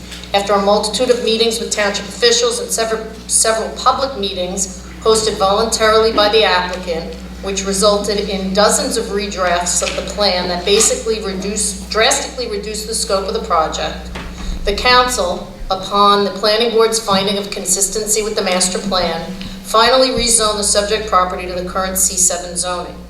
The zone provides for an appropriately scaled mixed-use development along the township's main commercial corridor that will foster local and regional job creation, as well as create a substantial tax rateable for the benefit of all township residents. As many of you know, this parcel was historically part of a much larger 70-acre tract. When the prior owner agreed to convey 43 acres to the township, it was always with the understanding that the remaining acreage would in fact be developed. The plan changes and the redesign did not stop with zoning. The application was filed in June of 2018. The applicant met with the township's professionals in technical review no less than 7 times before the first hearing was scheduled in February. Since that time, there were at least another 5 or 6 technical review meetings with the township's professionals. Including tonight, there have been a total of 12 hearings before the board, and the final plan that is before you includes the changes and recommendations not only made by the board members and the board's professionals, but also based on the feedback from the public. The changes include, but are not limited to, substantial on- and off-site traffic improvements to ensure safe ingress and egress to the site, as well as safe and efficient on-site circulation, and improve traffic flow and safety on the surrounding roadways to the benefit of the public at large. A lot has been said about the existing traffic conditions both in this area as well as the township as a whole. As all of you know, and mostly because I've repeated it numerous times to many of your chagrin, and you've publicly stated so to me, anticipated detrimental impacts on off-site traffic conditions or existing traffic issues are not a consideration in site plan review. Planning for traffic patterns and consideration of existing traffic problems is part of the governing body's consideration in adopting ordinances. A planning board is limited to conditioning an approval of a conforming use as it relates to traffic on improvements to on-track entrances and exits, and a contribution to off-track improvements made necessary by the development. Notwithstanding this limitation, the applicant has gone above and beyond its legal requirements to ensure that the project will not have a detrimental impact and in many ways will improve existing conditions. Without going over them at length, and just by way of reminder, these improvements include the redesign of the far side jug handle to an urban jug handle, which is still a jug handle and qualifies and meets the intent of your ordinance. All of the professionals, including your own, have agreed that this is a much safer alternative than the far side jug handle. As a matter of fact, I think it was born at the direction or the suggestion of Dr. Benedetto with regard to his concerns as to the safety of the far side jug handle. Once the far side concept was developed, it was further refined and designed to include a stop-controlled three-way leg intersection with ample signage, striping, including speed limit signs with radar to control vehicle speed and foster pedestrian safety in the jug handle. There was a relocation of a majority of the commercial within that urban jug handle at the suggestion of the board engineer to maintain a safe circulation and enhance separation to the residential. We realigned intersections to eliminate drive aisle offsets and created a safer internal flow. We added a new lane on Deal Road along the entirety of the property frontage from Logan Road to Route 35. We have a dedicated left through and right turn lane at Deal Road West intersection with Route 35. At the suggestion of the board members and concerns of safety with merging, we extended the auxiliary lane along the entirety of our Route 35 frontage. At the recommendation of the police department, we agreed to a concrete median in Deal Road near Route 35 intersection to discourage vehicles from crossing over the center line. We agreed to additional striping along Deal Road near Logan Road to streamline the flow approaching that intersection.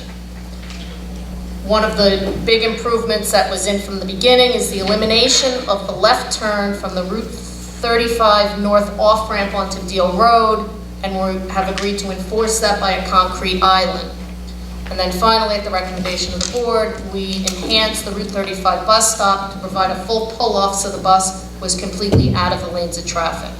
In addition to all of those traffic improvements, we further refined the plans at the recommendations of the board and the public by adding a 10-foot wide multi-use path for safe pedestrian bicycle use. That path starts at Route 35 and extends all the way to Logan Road, ensuring that there is safe bicycle maneuvering through the entirety of our site.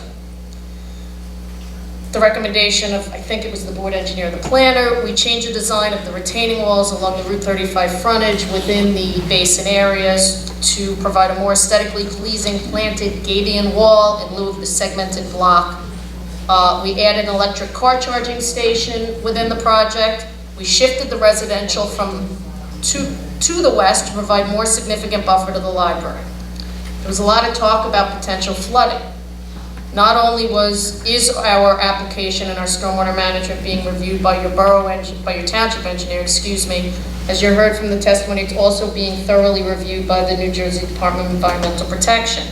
Our stormwater management is not only in full compliance with the state and the township requirements, in some cases it exceeds the state requirements, which was required by your board engineer.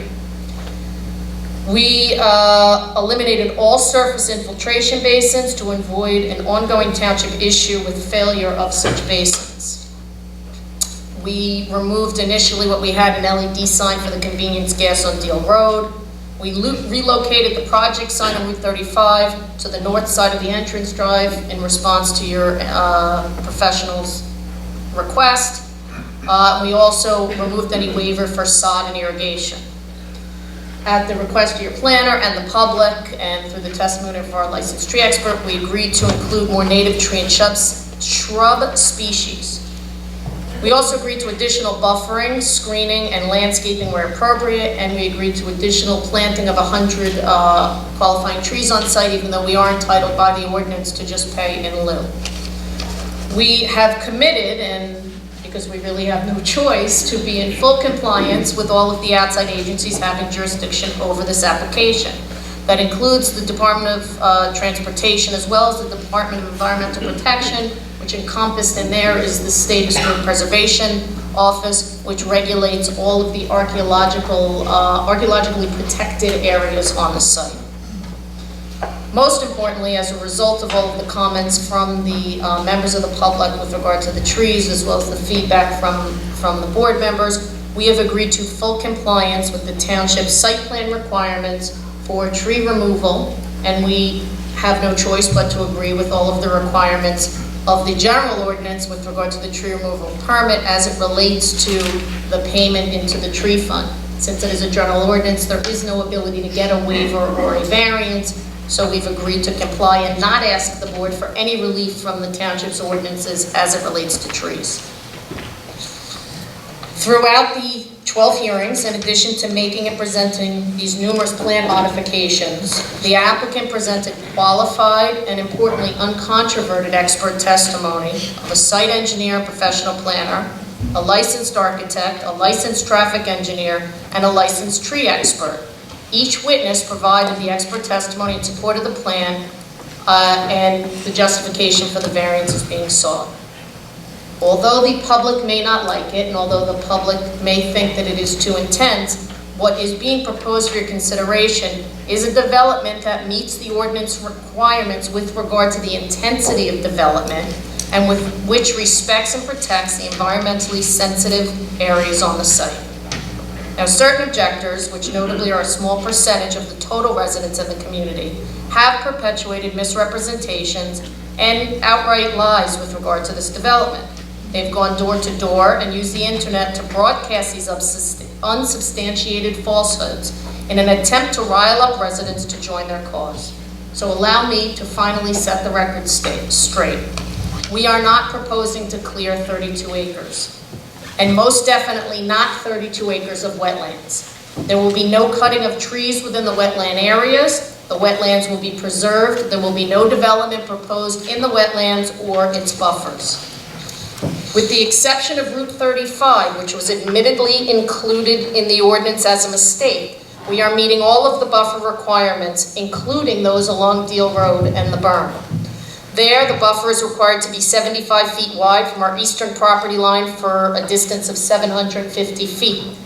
Then the balance along our commercial area is required to be 35 feet wide. Most importantly, the buffer is not intended, nor does the ordinance require it, to block the development from view. Rather, the ordinance requires that the buffer screens the parking and internal roadways from the adjacent streets. We fully comply. There was a lot of testimony with regard to evidence of green leaves from the air or driving by the site. It appears that there are happy, healthy trees. What's being seen from the aerial photos and drone footage, as was testified by our licensed tree expert, are the very vines and weeds are licensed that he testified are encasing and choking out the trees below.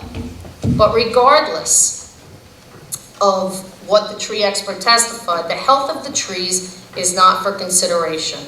As I'd indicated, the site plan ordinance does not require the preservation of trees, healthy or not. It requires an applicant to identify the trees that qualify on the site. It requires the applicant to identify what trees are being removed. It further provides for a calculation for replacement. That calculation goes into effect when the applicant applies for the tree removal ordinance, which is not part of the site plan review. It's only there that the health of the trees becomes a question. That general ordinance provides that an applicant for tree removal, any applicant, whether it be this applicant or a homeowner, when they apply for tree removal, they are not required to replace trees that are dead, severely damaged, or diseased as certified by a New Jersey licensed tree expert.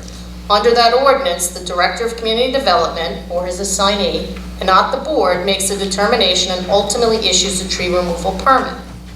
Well, it sounds like there's members of the board that are upset with that process, and certainly there's members of the public that are upset with that process. That can be changed, and the township can adopt or amend the ordinance as they currently exist. But today, the board has to vote according to the ordinances that are currently in effect. There will be no dangerous chemical runoff from the project to the wetland areas or anywhere else. There hasn't been any expert testimony to the contrary. The development will not cover 32 acres with impervious coverage. As a matter of fact, and what was not said, except through the one witness that we presented, we are well under the permitted amount of impervious surfaces, and the wetlands and buffers making up about 8 acres will remain untouched. Regardless of the personal opinion as to the current zoning or the proposed project, the board's authority is statutorily limited to determining whether the development conforms to the site plan ordinance. In this case, it's applicant's position, as was the testimony of its experts and the board's experts, that it squarely does. All of the uses are permitted. The resultant project is far less dense and intense than the ordinance would permit. The building coverage is under the max allowed. The impervious coverage is under the max allowed. Notably, we are only covering approximately half of the total property with impervious coverage. The total footprint of retail and commercial development is significantly under the maximum allowed. Under your current ordinance, the maximum commercial building coverage would be 106,740 square feet. We are proposing 66,438 square feet, or 38% less than the ordinance currently permits. Additionally, there is only limited variance relief needed, which, considering an application of this size and complexity, is highly unusual. Now, the general public, who doesn't always participate in all of these matters, may not be aware of the process, but the board members who have sat do realize that when you get a project of this size with the intricacies involved in the engineering, it's very unusual to have such a small amount of variance relief. But most importantly, and what goes to the heart of what the objectors are against, is that none of the variances we are seeking in any way relate to the intensity of the development. As a matter of fact, many of the variances are the result of the plan changes requested by the township's professionals. For the few variances we are seeking, there was substantial expert testimony, not only from applicants' experts, but which were validated by the board's experts, that more than satisfies the statutory criteria and justifies the grant of the relief sought. In most cases, the board's planner noted that the granting of the relief variances that were obviously recommended by the professionals were a better zoning alternative, and in some cases created a safer project in which the benefits significantly outweigh the detriments. As a human being, it is hard not to have empathy and compassion for the residents who are asking you to deny this site plan application. However, denial of a site plan is a drastic action, one which has to be authorized by the statute. Cutting down of trees where the ordinance permits it is not a valid reason to deny a site plan. Displacing deer and wildlife where the ordinance doesn't regulate it is not a valid reason to deny a site plan. Adding traffic to already busy roadways is not a valid reason to deny a site plan. The laws of New Jersey, and most importantly the municipal land use law, charges planning board members all throughout the state to approve site plans that conform to the site plan ordinance requirements and any variances that are related where the statutory criteria is met. When it is met, which is in the case in this professionals, which in this case your professionals agree it has been, the board is obliged by statute to approve a site plan application like this, where all of the uses conform and all of the site plan ordinance requirements are met. So, in light of the governing law, the testimony you have heard from the applicant's experts, your own, as well as the public over the last 12 hearings, and those legally relevant concerns expressed by the public, and subject to the numerous representations and conditions stipulated to by the applicant, we respectfully request that you vote in favor of this application. Thank you for your summation. Mr. Chair, at this point in time, it would be appropriate to consider a motion to close the public hearing and then move towards deliberation and a motion. Correct. Approve or disapprove the application. So could we have a motion to close the public hearing? Motion. A second. Roll call. Mr. Birdie? Yes. Dr. De Benedetto? Yes. Mr. DeFilia? Yes. Mr. Duffy? Yes. Ms. Close? Yes. Mr. Ciano? Yes. Mr. Weinstein? Yes. Chairman Barilli? Yes. Jeff, did you have something? Yeah, so as far as deliberating, what are we reviewing any of the Well, variances? traditionally, this board has a member offer a resolution either to pass the relief requested or deny it, and also to submit the conditions for the proposed motion that's being offered. I mean, do we want to, are we allowed to have open discussion here between ourselves, or is it not a? Yes. Comment? Yeah. I mean, is there some area that we're uncomfortable with, or maybe I want to discuss about? Well, at this point, I would like to ask if someone would offer a motion to vote on this application in either a positive or negative manner. I don't want to really get into the specific variances and so forth. We've never done that before. But if you have something you'd like to add, I'd be happy to listen. No, it's been 50 hours of testimony. So it certainly has. So, from a procedural point of view, someone could offer a motion for or against it. Then there certainly can be deliberation to satisfy any concerns or questions you may have. So in that case, would one of my colleagues on the board offer a motion, either negative or positive, regarding a vote on this particular application?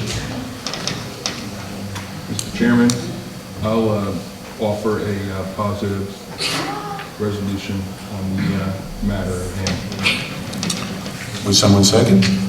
And then we have deliberation, is that right? Dr. De Benedetto, can you provide a short synopsis of any conditions that you would want to have passed as part of your motion?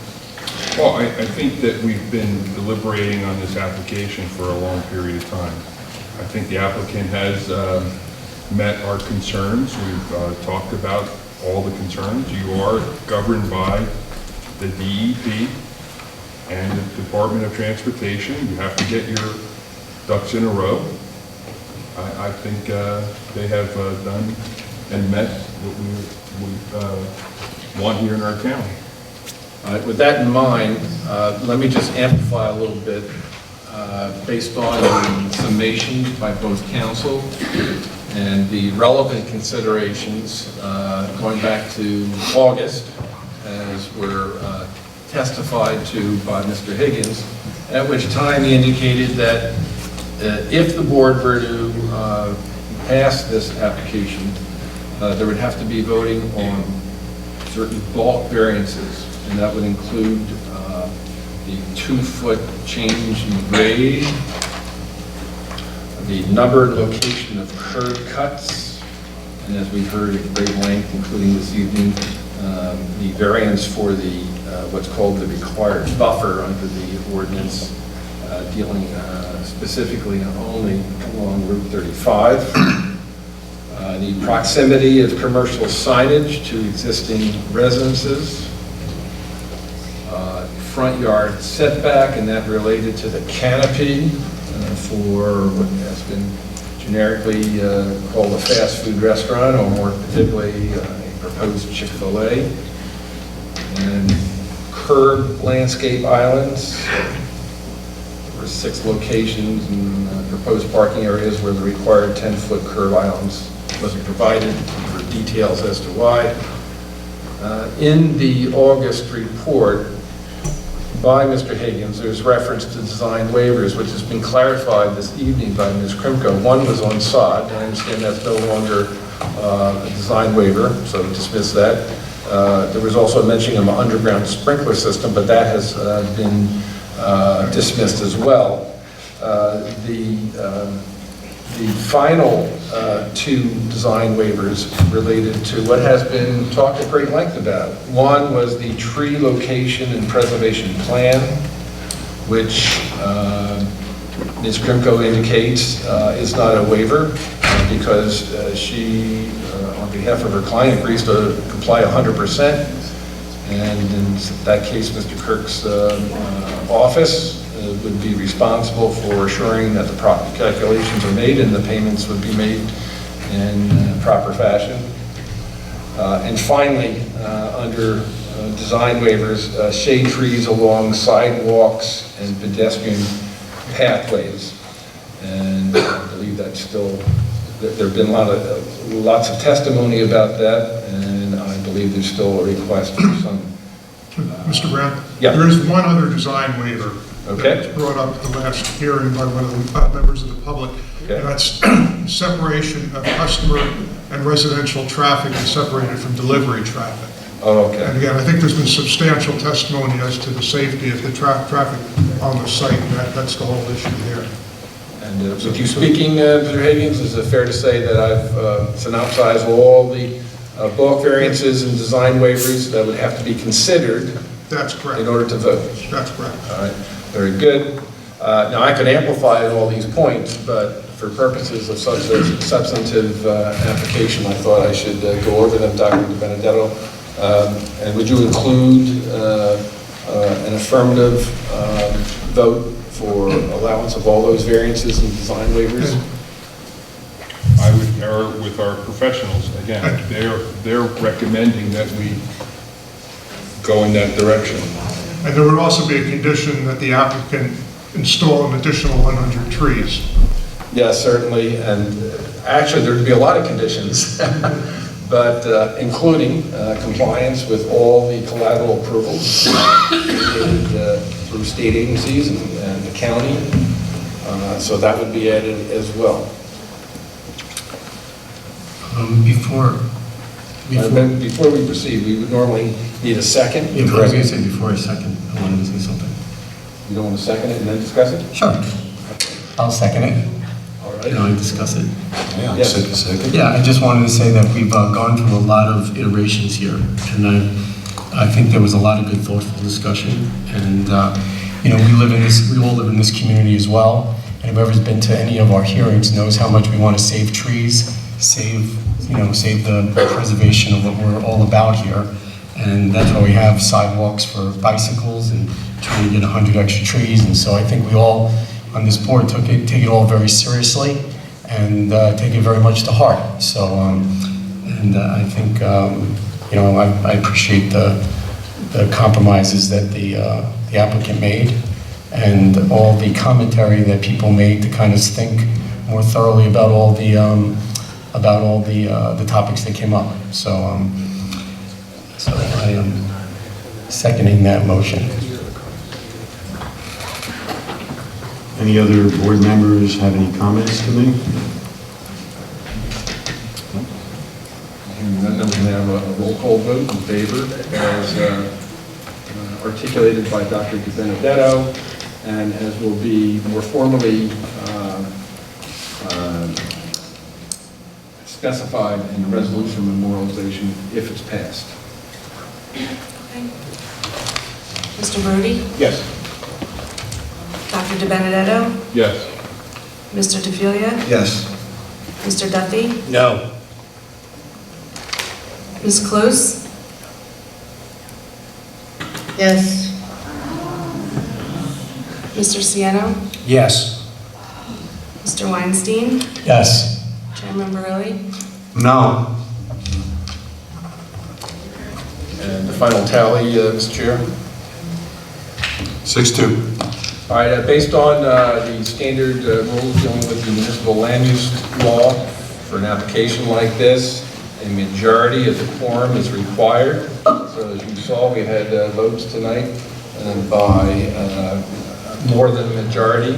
So the application is passed based on the conditions and the reasons set forth by Dr. Benedetto.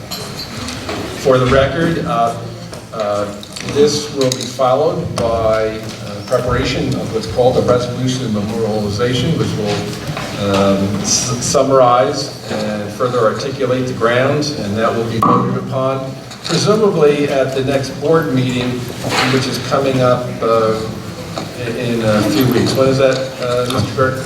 October 28th. Yes. Yeah, so presumably at that meeting, there will be a vote on the resolution of memorialization. Thank you. Mr. Chair, we can now vote to adjourn the hearing. Would somebody make a motion to adjourn the hearing? So moved. Second. Roll call. Mr. Brody? Could everybody be quiet, please? We have to finish the meeting. Dr. DeBenedetto? Yes. Mr. DeFilia? Yes. Mr. Duffy? Yes. Ms. Clues? Yes. Mr. Siano? Yes. Mr. Weinstein? Yes. Chairman Barilli? Yes. Thank you all.